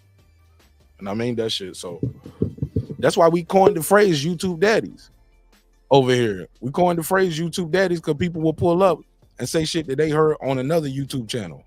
Because my show is a late night show. So by the time people pull up to my show, they got a chance to get their fix from the beginning of the morning to the midday show to the evening, all the way to now. And they pull up here and regurgitate information that they heard somewhere else. And when I try to press them to articulate that and ask them, well, who said it or where you get that from? They can't even say it. Can't even say it because they don't know. And that's fair. But that's where we got that phrase YouTube daddies from. On my mama, nigga. But talk to me. I got my boy Pierre up here. What up, though? What up? What up? Mic check. Talk to me, man. They said Eddie said he turned down $4 million. Who turned down $4 million for who? They said Devin Haney turned down $4 million. I've heard 4.5. For to fight Liam Paro. Where was the fight gonna be at? Whoa. Definitely in Australia, right? For that amount. Right. If you fight Liam Paro, I mean, shit. Where you gonna fight him at, and how much you want for that? Where the money's at, brother. Where the money's at, man. Especially Liam Paro coming off a big win. But that being said, I think Devin Haney did the right thing by turning the fight down. Because of the danger, because of the money, because of the like, yo, your first fight back, you fighting this dude. Yeah, exactly. That's why. That's why. Obviously, Haney's capable, you know. Former champion at 135, undisputed, or unified, however you want to call him, you know. Would that have been a unification because he's champion in recess? But if he comes back to fight and he's fighting Liam Paro, would WBC say now, hey, look, this is a unification, so you don't have to fight Sandor Martin and you're back to being the champion again?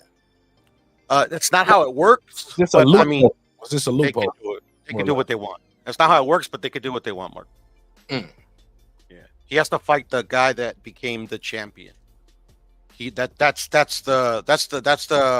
is the rule of champion in recess, is that he has first dibs at whoever's the current champion. And he is champion in recess, and Sandor Martin is technically the champion right now, is what you're saying? I don't think Sandor Martin held any interim belts or anything like that. So I believe the belt's vacant, or no. Devin is still the champion, right?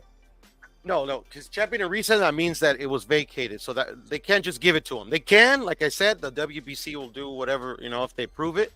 But just to be on the safe side, I'm gonna look up to see who's the WBC champion. Yeah, because Sandor Martin does not look like he's the champion right now. Yeah, because I don't remember him having an interim. Interim, yeah, that would have elevated him to full champion, but I don't remember him ever fighting for an interim belt. Which makes sense because he wanted to enforce his mandatory with Devin Haney, and if you fight for an interim belt, you give up that right. Okay, it looks like the WBC is vacant according to BoxRec. Okay, so he would have to fight the number one contender to reclaim his title, according to the rules. Well, you know what rules are. No, and especially with the WBC and Devin Haney's relationship with the WBC, I could see them saying, okay, yeah, you know, it's vacant, so we're, you know, it's not like we're just giving it to him. You know, he has to beat this guy to right. earn it. It's vacant, but they don't have a scheduled fight for it neither. Exactly. But the thing is, the number one contender though could have a say so, you know, and I don't know who that is. Sandor Martin, last time I checked. Yeah, it should be Sandor Martin. Sandor Martin. But shit, I don't want to see that fight. Hey, Lake County in the super chat, he said it said Haney, quote, wants, end quote, $4 million, not he, quote, turned down $4 million. So that means the fight could still happen. Let me give the drop. I'll give you the $2. You give him the $2. All right, pay him the $2. Oh, pay the $2. Talk to me. What else going on in boxing that you want to talk about? I wanted to actually correct you, sir. It's not vacant. And then he got Ghost. It's not vacant, by the way. It's not vacant. Who's the champ? No, Alberto Puello. He just won it from Gary Russell, or won it against Gary Antoine Russell. The WBC or the WBA? The WBC. When he beat Gary Russell, that was for the WBC? That was for the WBC. Interim. No, for the full title. When did they fight? They fought not that long ago, Mark. I believe it was like a month, 2 months ago. I remember they fought. It was a good fight. It was a good fight. I remember they fought. I'm trying to remember when it was though. That's it was. I believe it was on the on the was it on the David Benavidez undercard? I believe it was on the David Benavidez Gervonta undercard. Very good fight. Very close fight. I thought Puello pulled it off, but You know, Gary Antoine Russell fought really well as well. He ain't fought that well. He would have won. I thought, yeah, bro. Fought better. Come on, bro. Throw him some bail, bro. Like, nah, he would have fought. If he fought well, he would have won. That ring rust is real shit. He was out too long. That shit that he was doing was not working. It wasn't effective. Couldn't hurt the guy too much, in my opinion. Like to keep I don't know. His style just wasn't working against that guy that day. Mark always the contrarian, bro. But okay. Mark got 2 hours. You got Fair 2 hours. enough. Fair enough. We ain't gonna see it the same. No, I know it, but I thought he fought very, very well, and it was a close fight. So cool. Oh, I agree with that. No, I thought it was a close fight, but it wasn't. Gary Russell didn't fight very, very well, in my opinion. Okay. But to be fair, he has a lot going on. Father passing away, long layoff. His brother, former world champion Mr. Gary Russell, shit, he is now the trainer. His other brother just lost, got his ass whooped, respectfully. I hear you, but you know, it's funny though. You shoot him some bail for an excuse, but not for actually like performing well in the fight. It's all good though. It's not an excuse. I can look. The performance was the performance, but what I was trying to say is I understand those distractions as a No, and I understand them as well. Not as well as him because he's a professional fighter, but Crimea River. I mean, people have problems. It is what it is. Absolutely. That's how I look. That's how I look at it. I ain't made no excuses. I ain't say he won the shit. I had him. No, lose. I know, but that was your rebuttal, is all I'm saying. And like, I'm not saying that you're wrong or you're right. I just I wouldn't have used that rebuttal. Like he has a lot going on. Like we all have a lot going on. Yeah. I mean, everybody daddy didn't die though, as your trainer too. And it was a slow death too. It wasn't like sudden. He was getting sick, getting sick, getting better, losing his legs. Like it wasn't sudden, you know. Yeah, but that happened years ago already, Mark. No, it was a process, right? He was watching his daddy die over the last 2 years. No, yeah, but his dad died 2 years ago. Is what I'm saying. And he had that long ass layoff. Yeah, man. But he still fought well. You know, it just wasn't enough. Fair enough. I agree with that. Now, that's what 114, 113, bro. That means could have gone either way. It was a close fight. It was a close fight. We agree on that. Close fight. Good fight. Put respect on the Antoine name, bro. Come on. No, I put respect on the winner, man. The winner won, bro. Shit. Yeah. Won that shit. Did they have drug testing for that? 'Cause I know Puello has been known to pop dirty. I'm pretty sure that specifically for that fight because he popped dirty. Yeah, I'm pretty sure they had it, but I don't know. But yeah, so Puello versus Devin Haney for him to become champion. There's no way around it. They said Gary had a torn shoulder. He tore that shoulder in the fight. Yes, sir. Yeah, he tore that shoulder in the fight, missing too. And that was his brother, not Gary Antoine. That was Gary. That was regular Gary. Yeah, regular Gary. Yeah, regular Gary, right? Against Mike Sayo. Yeah, Mark Messiah. And I thought he fought better when he tore the shoulder. I thought when he had two hands, I thought he was fighting poorly. Man, once he got tore that shoulder, man, he was able to just jab, hook, spin, time up. I thought he did good, and that fight could have went either way too. Yeah, but I think I still gave it to Mark Messiah. You get what I'm saying? So did I. I watched that in a group setting too. But and I'm one of those people too. I see a guy fighting with one hand, and I still give him credit if he's winning. But those were close rounds, and I don't know, bro. That shit could have went either way. But I ain't mad at Mark Messiah win. Congratulations to him. Yeah. Didn't last long, but he won. Yeah, he lost his very next fight, didn't he? Correct, sir. He lost it to what's the Mexican dude, right? Yeah, Ray Vargas. Yep. And then Ray Vargas loses it the very next fight, I believe, to Oshaki. Yep. And then Ray Vargas became champion again, though. Yes, sir. Hold up. Which belt did he get? Oh, Ray Vargas? He was still WBC. He just changed weight classes, right? Oh yeah. He moved up to fight for the vacant against Oshaki and he lost. Okay, yeah, excuse me. You're right. Yeah. And then what belt did he get after that? What weight was it? He just they just allowed him to go up. He never lost his belt at 126, I believe. Yeah. So he was still champ. Yeah, he still is champ to this day. fought Nick Ball, and that fight could have went either way too. Yes, sir. Like a lot of people are like, "Oh, Nick Ball got robbed. Nick Ball got robbed." I thought it could have gone either way. You know. Yeah, it could have went either way. But Nick Ball, but Nick Ball got a title shot very next fight. In my heart, I felt he was gonna win that shit too. I was like, damn, man, I need to put some money on this shit.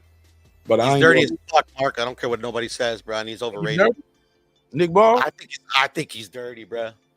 Like as in he popped dirty or like no, dirty, like a dirty fighter. Like he rabbit punching, low blows, elbows, headbutts. No, like literally, like he's like a Josh Warrington 2.0 and shit, bro. Eddie Hearn did fucking what's his name? The young champion that he won the title from. Raymond Ford. I thought he did him dirty giving him that fight the very next fight, to be honest. That's just me. Yeah. Fuck, he was champion though. So there you go. Who? Fight of the year contender and shit too. Who? What fight of the year? Raymond Ford versus I forget the I don't know if he's Raymond Ford. And I thought he went into a tough fight too quick after that fight right there. He should have been able to, yeah, man. He went into that fight with that type of fighter very quick after a very, very, very tough fight. Yeah. Eddie Hearn was convinced him. Like Ray Ford, he said in a couple of interviews, I think that I saw he wanted to move up, but he stayed for defense. Made some money, but damn, man, he could have took a little time for that against that type of fighter. That guy is, like you said, Nick Ball. I ain't gonna say he's a dirty fighter, but he's a very unconventional, awkward, unorthodox, and definitely does some things that are unconventional in boxing. The way he arcs the shots behind the head. Yeah, Josh Warrington, bro. I'm telling you, Bruce Carrington wants to win a title, bro. Like I think he could beat him, bro. Even though Bruce Carrington is still a little green, I think he beat Nick Ball. I like Bruce Carrington though. I like Bruce. No, I like him as well. He's just like, to me, he's a little bit green, like compared to the other champions. But like Nick Ball, I think he could beat him. Like right now is what I mean. And he's #1 contender for his belt too. So I think that's probably where they're sending him, bro. You know, especially how he's been talking about he's going to get a title shot next year. So makes sense. What you think about the big fish talking about 150 for 160? He put the video up on his IG of you ever seen that clip of The Wire, Omar? Yes, sir. And he whistling and everybody running like Omar coming. Yeah. I remember that scene. Yeah. I don't think 154 and 60 are running around like that because of Errol Spence talking about Omar is coming. They're wide open. Well, not 154 is pretty tough. You know there's a lot of like a lot of new blood there other than Crawford. But like 160 is wide open, bro. But we don't know if he can take them 160 punches or hurt 160 guys. We don't.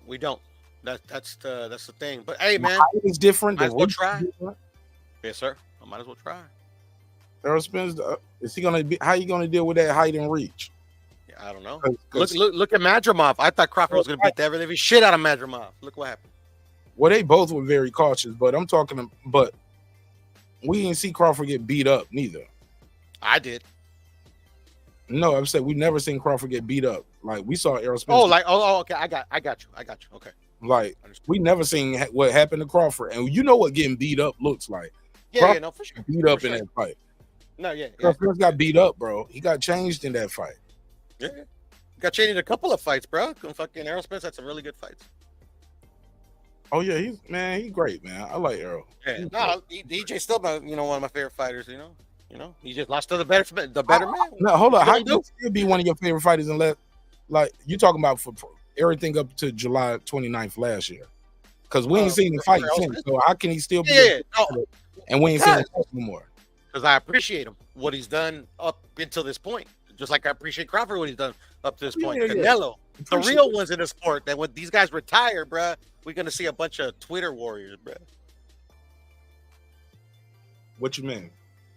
Like literally, like we're gonna see a lot of like, oh yeah, this guy's ducking me. It's like, oh yeah, like going into the ring with a really like weird stare and then not fighting the champion when you get what I'm saying? It's a lot of fantasy fights going on. Crawford, Canelo, Errol Spence, Sean Porter, all the old breed, bro, that are retired or about to retire, bro. Bro, these guys are different, bro. These guys aren't like these guys. They ain't gonna fight nobody. You already see it. Shit, it's hard to find a Sean Porter even with now. Why you still got all these guys around? Sean Porter is Sean Porter. He fought everybody. Yeah, but I just didn't mention Sean Porter though, Mark. Like Terence Crawford fought everybody. Errol Spence fought everybody. You know what I'm saying? You got Inoue fighting everybody. Canelo fighting everybody. Like these guys are literally Well, to be fair, Errol and Crawford froze Thurman out. Yeah, but Thurman as well. He fought a lot of motherfuckers too, though. Yeah, but they both can pay back for. Yeah, and fighters need to be wary of that. Be wary of that because, in the words of Errol Spence, my, look how the tables turn. The tables can turn, and now you want the fight, and nobody's giving you the fight. Nobody's giving Keith Thurman the shot to get back in the limelight. It's like he's blackballed almost. Yeah, and that was back in the day. Like right now, he's retired. He shouldn't come back. He's gonna get his ass kicked. When he had a chance to come back, the fight he was fighting for couldn't even get the fight. You got to fight at a whole nother division, and he was like, "Okay, well, I'm fighting for the title." Niggas was like, WBA was like, "You ain't fighting for no title. It don't make no sense. You never fought this division. You on layoff. We can't even make this make sense." But you still got to fight though. Yeah, which he hasn't. And if you keep Thurman, you like, damn, I got to fight this motherfucker at a new division, off a layoff, no title, and you the co-main. You ain't even. Matter of fact, they were the main event. It was the main event though. Hey man, it's the price of doing business, especially when you don't deserve the title shot anyways. But look, everything happened for a reason because Fundora stepped, bro. That's the thing about boxing. I love that shit. Fundora was right there, stepped up and won that fight. Yep. And nobody gives him credit. Poor Fundora. Bro, they don't give him no credit. I was none, bro. It was like, what? Well, we all know what happened. Tim Tszyu got that cut. I was like, Tim Tszyu could have stopped that fight. And Tim Tszyu could have retained his title. Tim Tszyu had arrogance. His team was arrogant. You had hurt the guy early, so you thought you was going to be able to knock him out. But what happened was that guy made an adjustment, and he just tapped you on that bloody spot all night long and blinded you with your own blood and a jab. He controlled the distance. He fought at a different style.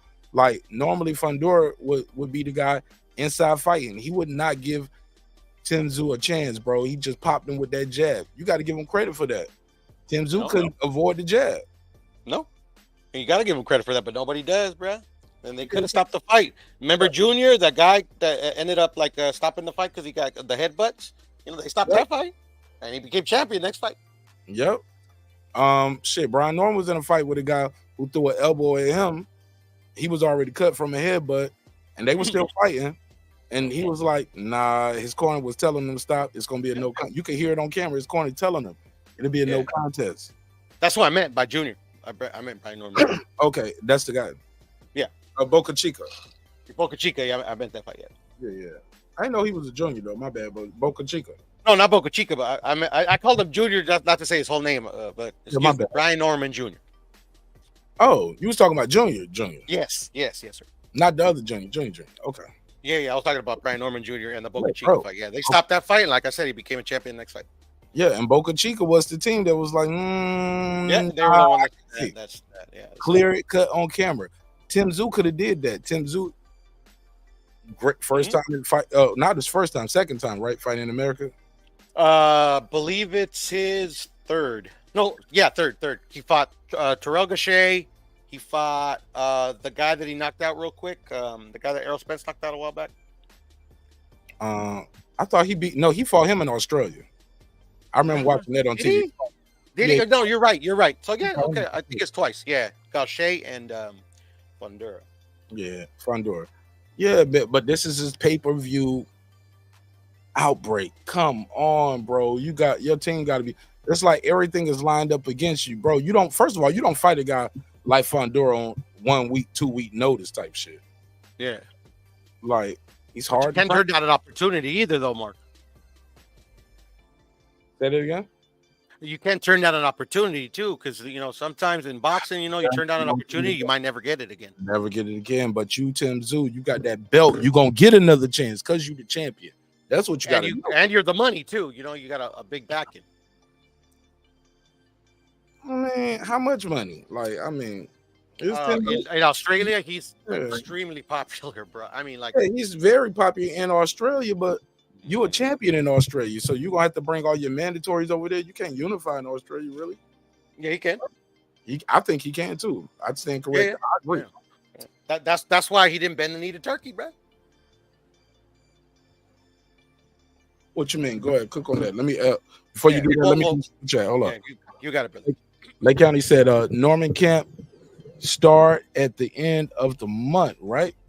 I know when I'm going. I know what days I'm gonna go, and when I'm invited. How about that? I know what days I'm gonna be invited, from what I gather. But also I know what my schedule permits too, but definitely gonna be at the fight though. I'll give you the $2. You give him the $2. All right, pay him the $2. Oh, pay the $2. And I definitely will holler at them because I don't know exactly where they're gonna do training camp at for this fight and when it starts, but I'll tap in with Senior on that tomorrow. So thank you, Lake County. I'll tap in with him on that tomorrow. I would text him. Matter of fact, I'll text him just to see if he's still up. But I'll text him on when does training camp start. How about that? Stop, please. But I'm definitely gonna get some training footage for you guys, because the homie works like an animal. One of those days when he go up here and run the mountain in Stone Mountain, I probably need to get me a little e-bike or something, or get somebody to drive me like a 4-wheeler up that shit. I don't know if he run through the wood because they got a couple trails up there. They got one trail that you can run through the woods and it's more hills, and you can make this shit longer because it takes you like zigzag and it's more of a rugged trail. So it's a longer trail, but they also have one that you can just go straight up. But I'm gonna find out which way he going and how he doing it, and I'm gonna get some drone footage and all that. So it's gonna be dope, man. I'm gonna hook the homie up with that, and y'all gonna love it too. But I'm gonna do some training with Brian Norman with the drones, gimbals, cause that nigga nice with the jump rope too. Like that sometimes, bro, when you watch you do this shit with the jump rope, that should be like a work of art. Like how Floyd used to do that shit, all them tricks with the jump rope. That shit dope. And B do a lot of those shits. But also I want y'all to see on one of them run days. We're gonna follow him with the car. Somebody gonna be in the car. I'm gonna be sitting on the trunk with the gimbal. But we're gonna follow him and let y'all see how he train. What's a gimbal? A gimbal is a stabilizer for the camera so it doesn't move and be shaky. So I can run beside you and it'll still be stable. You know what I'm saying? Oh, so okay, it's gotcha. fluid motion. You know what I'm saying? I'm gonna make that shit look like some 24/7 shit. Oh, okay. I'm gonna make that shit look like some 24/7 shit. All right. If I'm allowed, of course. If you're allowed, yeah, obviously, Gotta right? be allowed. You gotta be allowed. Right? I still remember the no nito. I was allowed. You get what You I'm were saying? allowed, right? Nah, that was dope, bro. Yeah, man. You gotta be allowed, man. You gotta be invited, man. Like Yeah, man. secret society and that boxing shit, man. And I get it and I understand it because it's so messy. Niggas, you'll think somebody fucking with you and y'all cool, and then the next thing you know, they making diss videos about you and they telling people your training camp secrets, and people have spies and shit in other camps, so they'll buy somebody off. Yes, sir. And that was before social media and shit, but now it's just easier. Hell yeah. That's why they be like, everybody put your phones up. If you got a phone, we catch you with a phone in your hand, getting put out. We need to see your hands at all time. Where your phones at? Security at the boxing gyms now. You know what I'm saying? Pat niggas down. Phones go right here. You get it back at the end of the shit. You can't even come in here with a phone. Only footage in here is gonna be our footage, like CBS or we doing Showtime, whoever, Yeah. And I get it because it's a $1 billion business, and these fighters are fighting for millions of dollars. Yeah. Lives on the line. Plus some people just want their footage to be the only footage. Exactly. And then you got everybody trying to rob everybody else, bro. So, free for all. Dirty game. Shout out to Yes, Ball sir. Out Fire mixtape. He said, "Let's go, Terrence Bud Crawford." Absolutely, man. Yo, what you think of Canelo saying no comment and everybody moving on in that shit? Do you take that as I'm not about to share my shine with Terence Crawford, or is it like, bro, I'm about to fight this motherfucker and y'all don't even know it? I can't even talk about it right now. So it was in relation to Terence Crawford? I'll play the clip. It was Canelo. He was at his press conference, post-fight press conference after the fight. They said, what's your take on Terence Crawford calling you out tonight? He said, no comment. And that's it. 2 words. Yeah.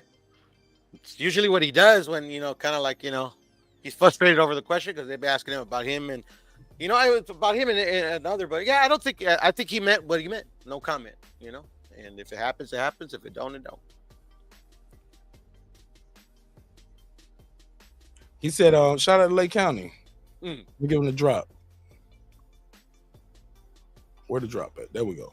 Boom. I got 5 on it. He said, me and 5 Junior. more than you need, bruh. So what? I said 5 more than you need, but excuse me, I'm sorry. You talking about me? It was a joke, bro. Go ahead, my bad. I failed. Go ahead. Yeah, you sound like old boy that night when the nigga gave me $500. He was like, "Stop wasting your money on Martin Ash." I'm like, "Damn, bro. Why would you say that?" That's the next bar in the song, Mark. That's what it was. No, but you didn't recognize it, brother. So. I didn't even catch it. My bad. All good though. My bad. Yeah. Damn. Hold on 1 second. Where we at? You're about to read the super chat, man, and I stopped you. I'm sorry. No, you good. You good. I'm trying to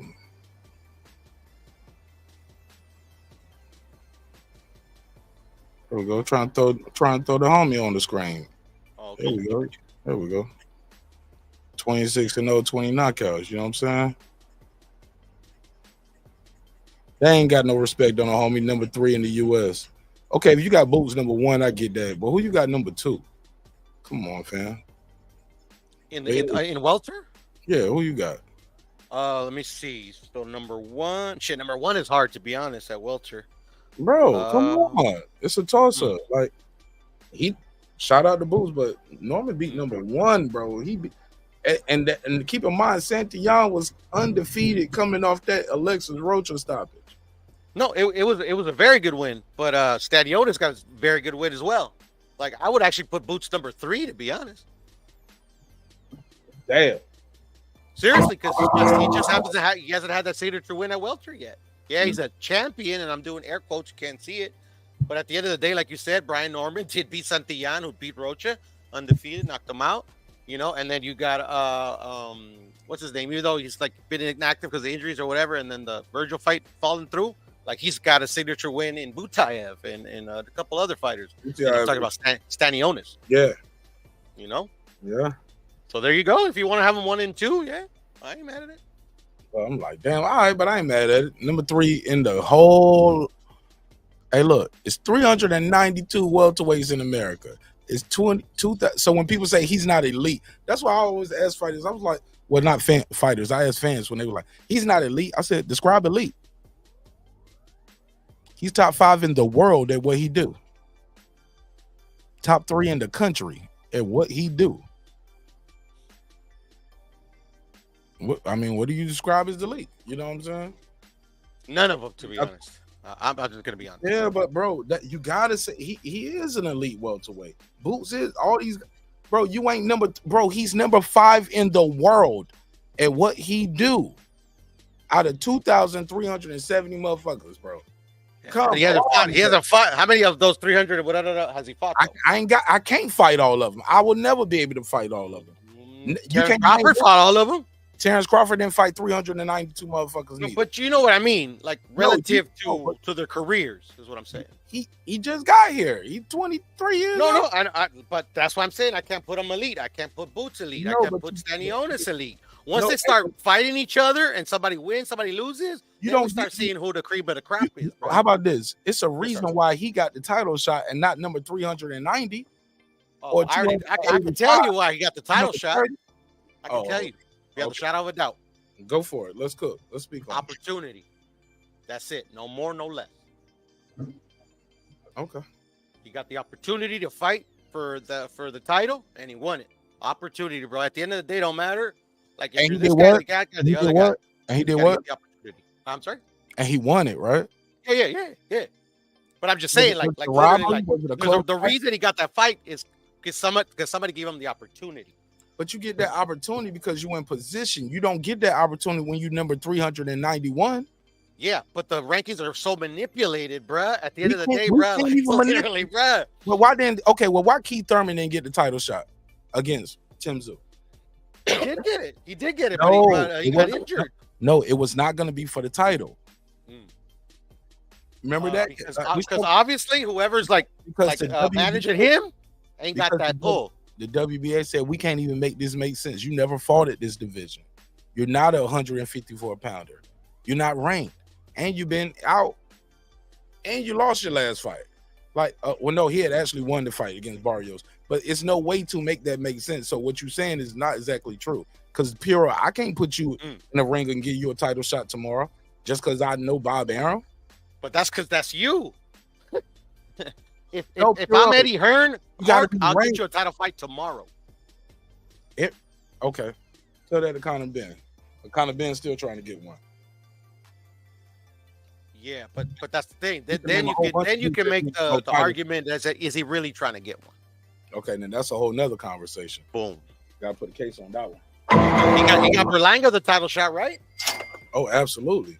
But He that got Bob Arum got Shakur a title shot, right? at what Shakur did the work, and Shakur had several. Not at 135. What you mean? He beat a very low ranked and a very low Man, you level tier opponent to get ranked number one. Classification of the tier of the fighter does not. Those are two different things. You saying like? No, they're the same. The same. Let me do these quick super chats and we'll come Go back. ahead, go. Okay. Well, All right. Lake County with the $5 super chat. He said, me and Junior met at the airport. He's talking about Brian Norman Jr. on the screen. He said, we met last Saturday. He said, we met at the airport last week, Saturday. We spoke from Dallas back to Atlanta. He showed me the pic of him meeting his favorite fighter, ESJ, aka Errol Spence Jr., aka the Big Fish. I got 5 on it. He loved EJ. He fuck, loved EJ. I like the kid even more now, bro. Love Lie, EJ. bro. I do know that he loved Errol Spence too. He loved Bud too, but EJ is his guy. Roy Jones is his guy. He's a student of the game. This dude sit around and read boxing books and watch documentaries and read biographies of his favorite fighters and stuff like that. Cool. Even fighters that we might not know that much, not that popular, he'll study those guys. That's He's what a I fan. like. He's a fan. And he's a fan. He's a fighter, and he's a world champion, bro. And you know how they say people get 10% or 20%. What's the thing they say you get after you become a world champion? You get XYZ better. What they say? Oh, like your pay grade or whatever. No. It's like it's a saying that pundits always say. They like, man, you get 25% better once you become a world champion. You get what I'm saying? Oh, okay, because of like confidence or whatever of like Yeah, the actually like, being a world confidence champion. Yeah. No, for sure. I get that. More pay, The but mental. Yeah, the mental. Like when you go out there and run, like nigga, I'm running like the champ now. I did 5 miles before. Now I'm doing 6.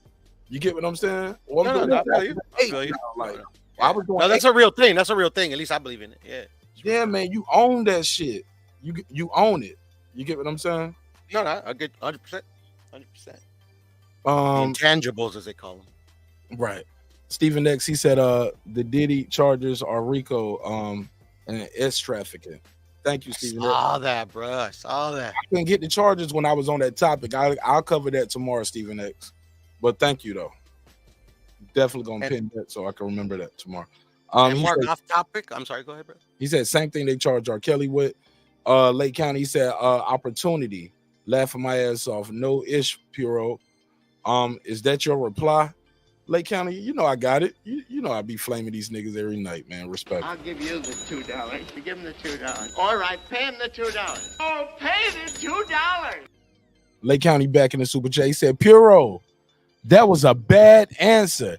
Everybody has the same opportunity in a fight from all walks of life. From all Lake County's trolling, bro. What the F are you talking about? Laughing my A off. Nigga, like it's a fight. You got, I got 5 on it, 5 on it. Yeah, Nick I Rich. do this for a living, Lake County. That's why you don't understand. Yeah, Nick Rich, that was the first segment. I did an hour on Diddy, did an hour on Trump, and now I'm on the boxing shit for this last hour right here. So it was like 1, 2, 3. Yeah, but keep sending my boy Mark money, bro, with your shit takes, bro. Go ahead. Fuck you, Puro. Don't try to disrespect my supporters, bro. No, that's what we're not gonna do. Matter of fact, get your ass backstage. Lake County, thank you for your support. Fuck what Puro talking about. Puro about to have some. Hey, Puro, I'm gonna bring you back on. I couldn't resist, brother. I'm sorry. Technical difficulties. Mute his mic. Time him out. Yeah, let's mute his mic. Fuck he talking about. Trying to disrespect. Hey, don't do that, Puro. Don't try to demean my supporters for supporting the show and keeping the lights on. Hating that. I was telling him keep sending them, right? I didn't say stop. No, but you said it condescendingly, and I don't respect that. And I don't appreciate that. Like I said, I apologize, bro. And I couldn't resist. Yeah. You keep that. Don't speak on my finances and my. I feel you. You've told that to other people before, but that's what that was. That was some hating shit. That was really trying to discourage people from supporting it. Pure, I'm smarter than that. Really, you think so? Absolutely. Yeah, I see what you did there. I see that Taylor Bell shit you just did, but go ahead. I was just trying to, throw some shade at the dude, but it's all good. Yeah, it was a little shade at me too. But I'm a son. But I'm you throw shade at me all the time, bro. So we gotta No. I know what you did. Suck it up a bit, bro. No. You suck, nigga. I'm a man. You get off your knees and wipe your mouth, not me, nigga. Fuck you. Shit, bro. Fuck you talking about? Whatever. You. Yeah. What do the youngsters say nowadays? You got me fucked up. Fair enough. Yeah, man. Fair enough. Somebody else got you coked up. Nah, bro. No.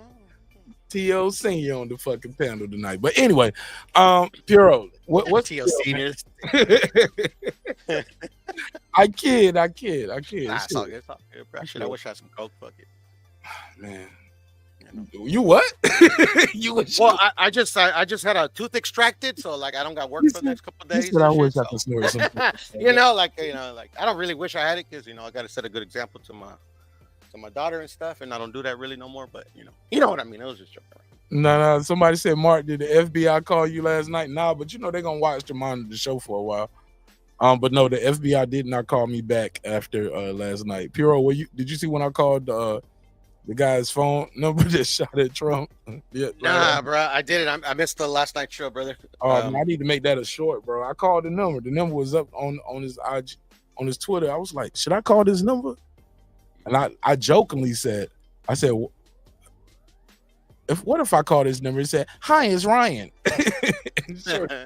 Sure enough, I called that number, bro. That shit said, hi, it's Ryan. I was like, oh my God, bro. Wow. And then the FBI got me. I need to make that a clip, bro.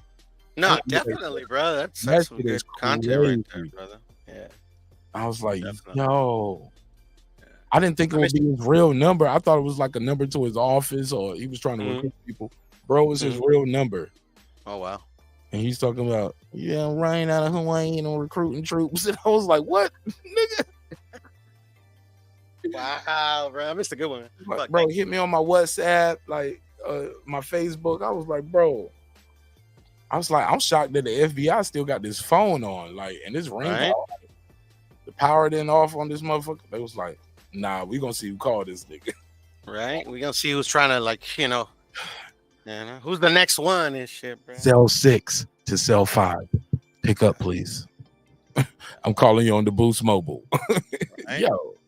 Burned her phone and shit. Yo, that motherfucker's going to prison forever, bro. He's 58. Even if they give him 20 years, he ain't gonna make it. Yep.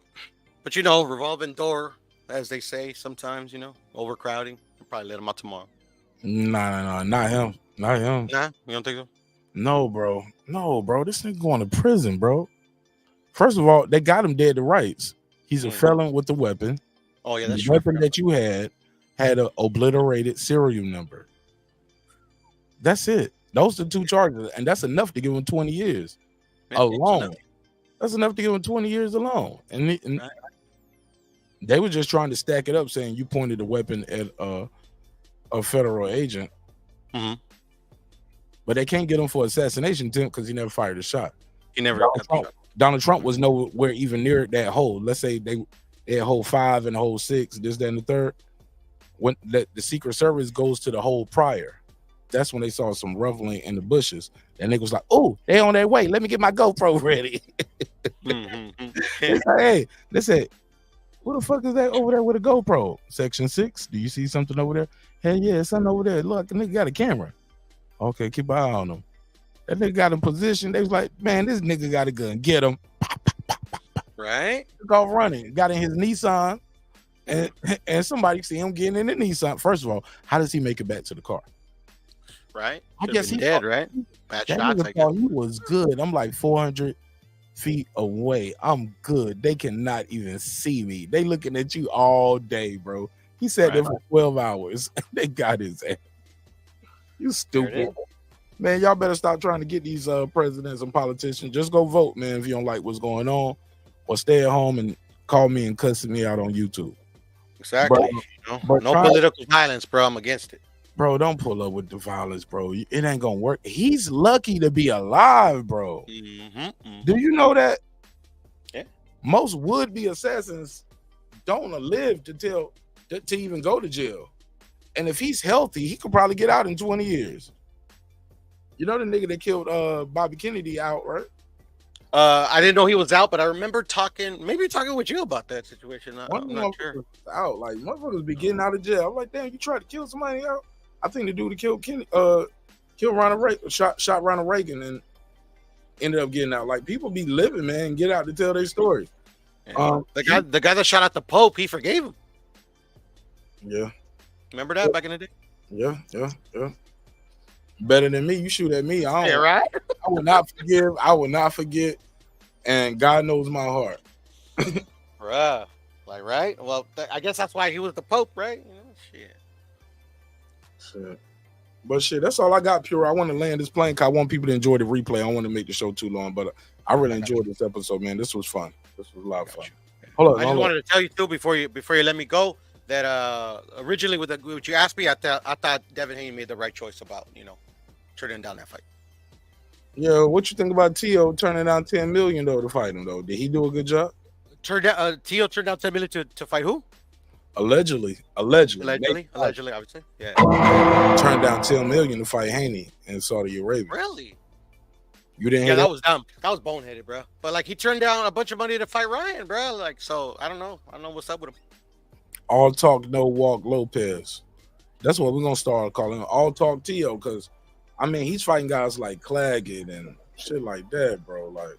Yeah, no, in his defense, he's been stepping up to Terence Crawford, bro. I like Jermaine Ortiz. He smacked him or whatever. Like, I don't know. Yeah, I had that on loop. Well, he didn't slap him. It was more like poking him in his forehead with your fingers, which is also very disrespectful. Yeah, but Teo was still trying to get at him, bro. Like yelling all kinds of shit to him too. No. Like Crawford, they say he's crazy. I was amazed that he showed restraint. If Teo wanted to get to him, those people that was in front of Teo was not gonna stop him. And Crawford didn't go nowhere. He sat right there. No, like, he was right there. Yeah. We like 5 feet apart, bro. At any point during that fight, you could have stood up and walked around before, during, after the fight. Like, Teo was glad that shit was over. He put on a little show, and that was it. I don't know, bro. Nobody was holding Crawford back. It wasn't nobody in between them but the people with Teo. Teo could have said, man, let me go. I'm just going to talk to him. And his people would have backed the fuck up. It wasn't nobody really with Teo to stop with Crawford. I saw a few people, but yeah, I get you. No, it was the one guy with him right there. That's just. It was his pop. And there was like a crowd, right? Another fighter, bro. These were other fighters, and like what the other dude that was beside him was, bro. It wasn't no security. Teo had the big dudes with him. That clip. Let me put it on the screen again. Go ahead. Do this again. We can do this again. And all I gotta say though too is like I don't think I've ever seen anybody call out Terence Crawford in his career, bro. Like I think Terence Crawford needs to like You need to handle that. Up, bro. You need- Yeah, for sure, bro. Like, Yes, 'cause you that's his could. reputation, right? Crazy. I never thought of that, Puro. What's up? Nobody ever called out Terence Crawford. This is Not that I can remember, brother. To be honest. So boom, he poked him in the face. T.O. he was like, "You heard what I said," and that dude standing right there. T.O. still doing talk. Okay, it's a security guy right there, and Crawford goes to a seat, and he right there. He said, "Yeah, whatever, nigga," and then he just turned straight and enjoyed the event. And T.O.'s just talking. He got his dad holding him back and other people. Man, that's cap. Bunch of cappery. Hey, no, hey, and I would agree with you 100%. To be honest, you know, a lot of this shit is just dramatics and shit. But I mean, T.O.'s been pressing him, bro. Like I actually thought it was low key pressing him. Pretty gangster when he did in L.A., bro. T.O. He was been trolling pressing him who? on his walkout, trailing him on his walkout, bro. No. You in the hallway on my walkout. I got a job to do. I'm not about what you want Crawford to do with the gloves on. Stop in the middle of his walkout. No. I'm not saying he should have done anything at that point in time. No, but come on, I'm bro. like, That bro, ain't you got to true. address this, bro. You got to address it. And he just did. And what did T.O. do? Not a Kept motherfucker. talking that shit. Kept talking that shit. Talking. Yeah, but that's the thing. He ain't trying to fight him. No. Obviously on the street. He's trying to get him in the ring. In the face. That means T.O. had the fans to do what? Chance to do what? To talk shit. Oh, okay. And that's what you. Yeah, but no. I agree with you, Mark. 100%. Like I think it's all theatrics. But at the end of the day, bro, come on, Crawford. He punked that nigga, bro. He punked that nigga out, bro. I think they're punking each other, bro. But at the end of the day, like we looking like the punks, bro. I want to see these guys in the ring now. What you mean we looking like the punk? No, I'm not, nigga. You the one caping for T.O., nigga. I'm not keeping for T.O. I want to see Terence Crawford and Teofimo Lopez, bro, because it's the first guy I ever seen even talk shit to the guy. Okay. Other than Jose Benavidez and shit, you know. But you know, Oh, Jose no, Benavidez is crazy. No. And Hank Lundy talked some shit to him too. He crazy too. What's the other dude? What's the dude from Canada that he fought? The gold medalist from Canada. I don't remember. What's the gold medalist dude? Not Darrell. I'm about to say. Come on, man. Let me pull up Bud. That who fought though, sir? Bud What? beat the brakes off this motherfucker. Olympian gold medalist from Canada. Yes, it's welterweight. What's his name, man? He beat his ass too. No. I'm gonna tell you in a second. I'm on his box right. I'm gonna tell you. Tell me. I'm gonna handle it. I'm going to. Handle it. I'm going to. Yo, Chris Rock. I've been saying this shit since Chris Rock. Keep my wife name out your fucking mouth. I'm going to. Darian John. Was he from Canada or am I fucking up? I don't know. There we go. Canada? I didn't even know he was a gold medalist. Yeah, Darian John. Let me see. Close. Was he Olympian or just a gold medal? Let me get it right. I didn't even know. Let me type gold medal. Gold. Anyways, but yeah. I like to see when, you know, shit talking turns into a fight in the ring, not just shit talking. No, I ain't above seeing a nigga, seeing one of these guys like T.O. Well, I don't like T.O., so I'm sorry to Yeah, you don't like T.O. And the fight, actually, I'm not a big T.O. fan myself. Like, obviously, I think he's a good fighter, but the fight I really want to see Bud in before he retires, and I know he ain't gonna do it, is Jermell. I used to until I saw how Jamel just say, "I'm just glad I didn't get knocked out." Charlo. Yeah, That's what he fought is. Canelo, bro. Like, it's a different fight.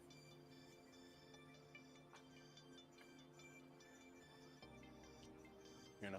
Hold on 1 second. Was Go ahead. I'm sorry, I'm Googling. No, you're good. You're good. I just like, you know, like Crawford has fought the best before. Like, he's one of the fighters that they know what they say, the best fight the best. So at 154, you fought, you know, for a little title, but fight the best. He's right there. He's available, and he's been out for a cool minute. I don't know if Darian John won a gold medal, so I retract that. But I remember he was popping a lot of shit though. The whole point was he was definitely a guy that was talking some shit to Crawford before the fight. Yeah, Canadians, bro, they talk shit, bro. But you know, that's all they are. They're just a mouth. Shit, getting bored trying to pop some shit off too. Niggas just didn't understand what he said.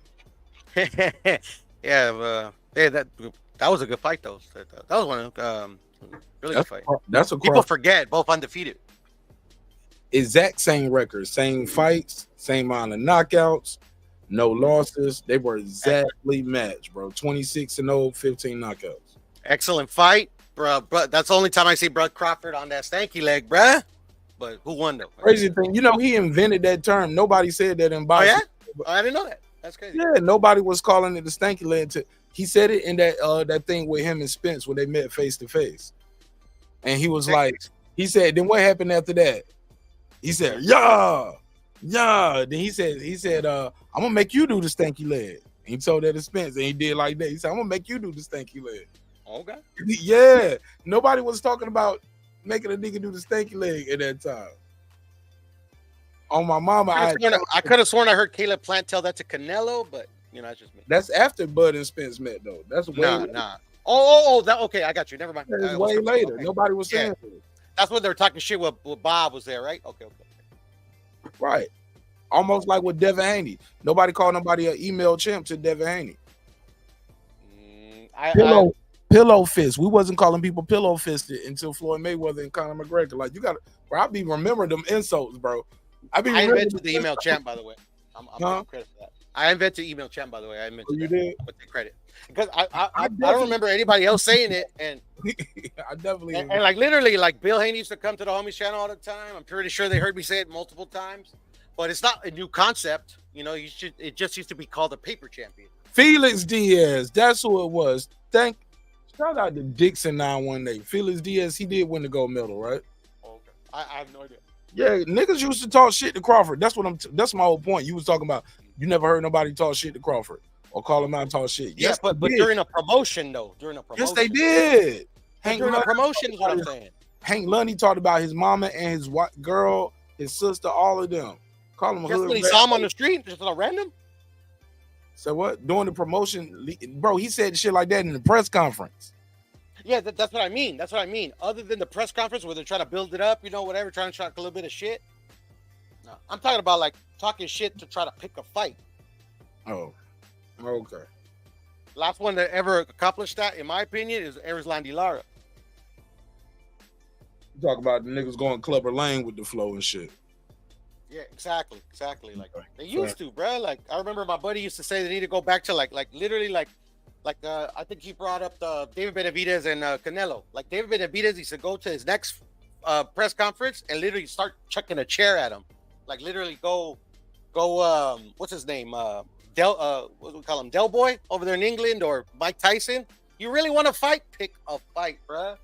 Like, come on. Fair enough. Well, Puro, that's all I got, man. I want to keep this shit under 4 hours, man. Let me land the plane, man. Say something. Say something. Thank you for having me, Mark, like always. And, man, on to the next one, Brad. Hell yeah, man. Hell yeah. I haven't talked to you since Canelo fight, but I'll do another boxing topic this week. I missed it, bro. I was drunk, bro. I wanted to hop on. I was drunk. It's all love. I'm glad you didn't hop on drunk, though. No, I mean, I wasn't gonna make a fool of myself. Like, I hopped on my buddy's live, but like literally, like my homies were like, "Come on, man, let's keep on going." So I'm like, "All right, fuck it, peace." I ain't mad at it. All right, man. I appreciate your time and energy, man. Holla at me, bro. No, for sure, Mark. My man. God bless you too and your family as well. Peace. Shut up. Sound like he said nigga at the end. No, I'm joking. He didn't say that. These are jokes, man. Hey, look, man, you gotta have some fun, right? Respect is free. Disrespect gonna cost you everything. Your family, your friend. I don't think that fight is gonna happen, Tammy. You think Mike Tyson gonna win? I don't know why. I got a feeling low key, deep down that something's gonna happen and that fight is gonna get postponed and ultimately canceled eventually. I don't think that fight is even gonna happen. That's just my take. Hey, look, man, thank you for your time, your energy. Thanks for allowing me the opportunity to entertain you all this evening. Hopefully you'll thoroughly entertain. If not, we'll try again on the next one. Hey, man, it's your man Martin Nash, Breaking Beats, where we break down business, entertainment, art, technology, sports, and anything else you and I feel like talking about. It's a hip-hop political sports show with a comedy twist. We like to let the jokes fly. You know why life is serious enough. Hey, Jared, if you still listening, this is why I don't let the chat dictate the flow, because they'll tell me what I should talk about and won't even call in or participate with it. So next time I'm gonna stick to my guns and I'm gonna do what I do. I won't let nobody, even Jerry, tell me, man, when can we get into the boxing? Okay, I'm gonna get into the boxing. What, you just gonna keep typing, or you gonna call in and join the conversation? See, I know y'all, man. I know y'all. I know my audience. I've been doing this shit 4 years, man. All right, I'll see y'all on the next one. Hey, look, drinks require sleep, goals require effort. Go ahead and get your goals. I'm on to the next episode. It's your man, Mark Nash. Hey, look, sometimes we're gonna agree, sometimes we're gonna disagree. But one thing's for certain, two things for sure, homeboy, homegirl. Never, ever, ever, ever, ever forget this. I built this shit. Me. Brick by brick. And I'll be damned if I let you tear it down just because you don't like the way another nigga talk. And I mean that shit. Drive, motherfucker. Hey, it's Antonio Tarver, champion. You're watching Mark Nash at Breaking Beach. I usually don't do drops, but I'm going to give you one, bro. I'm going to give you one. I love you, champ.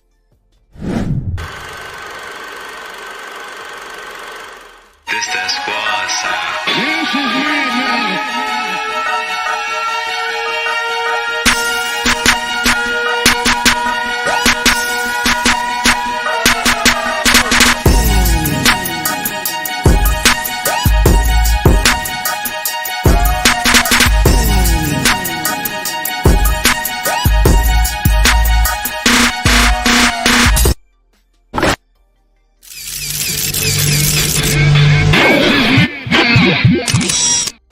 Hey, somebody said Flint in the building, man. Shout out to Flint, yeah.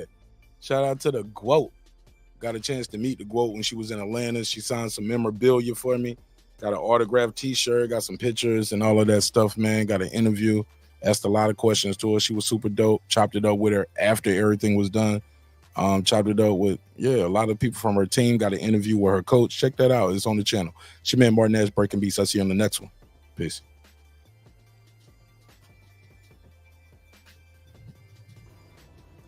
Subscribe. I don't care how many subscribers he has. Support him. So he made all this possible. He made this possible. Not at all. God made this possible, Dr. Mark. God made this possible. All of this. And so did viewers like you. I'll see y'all on the next one. Peace.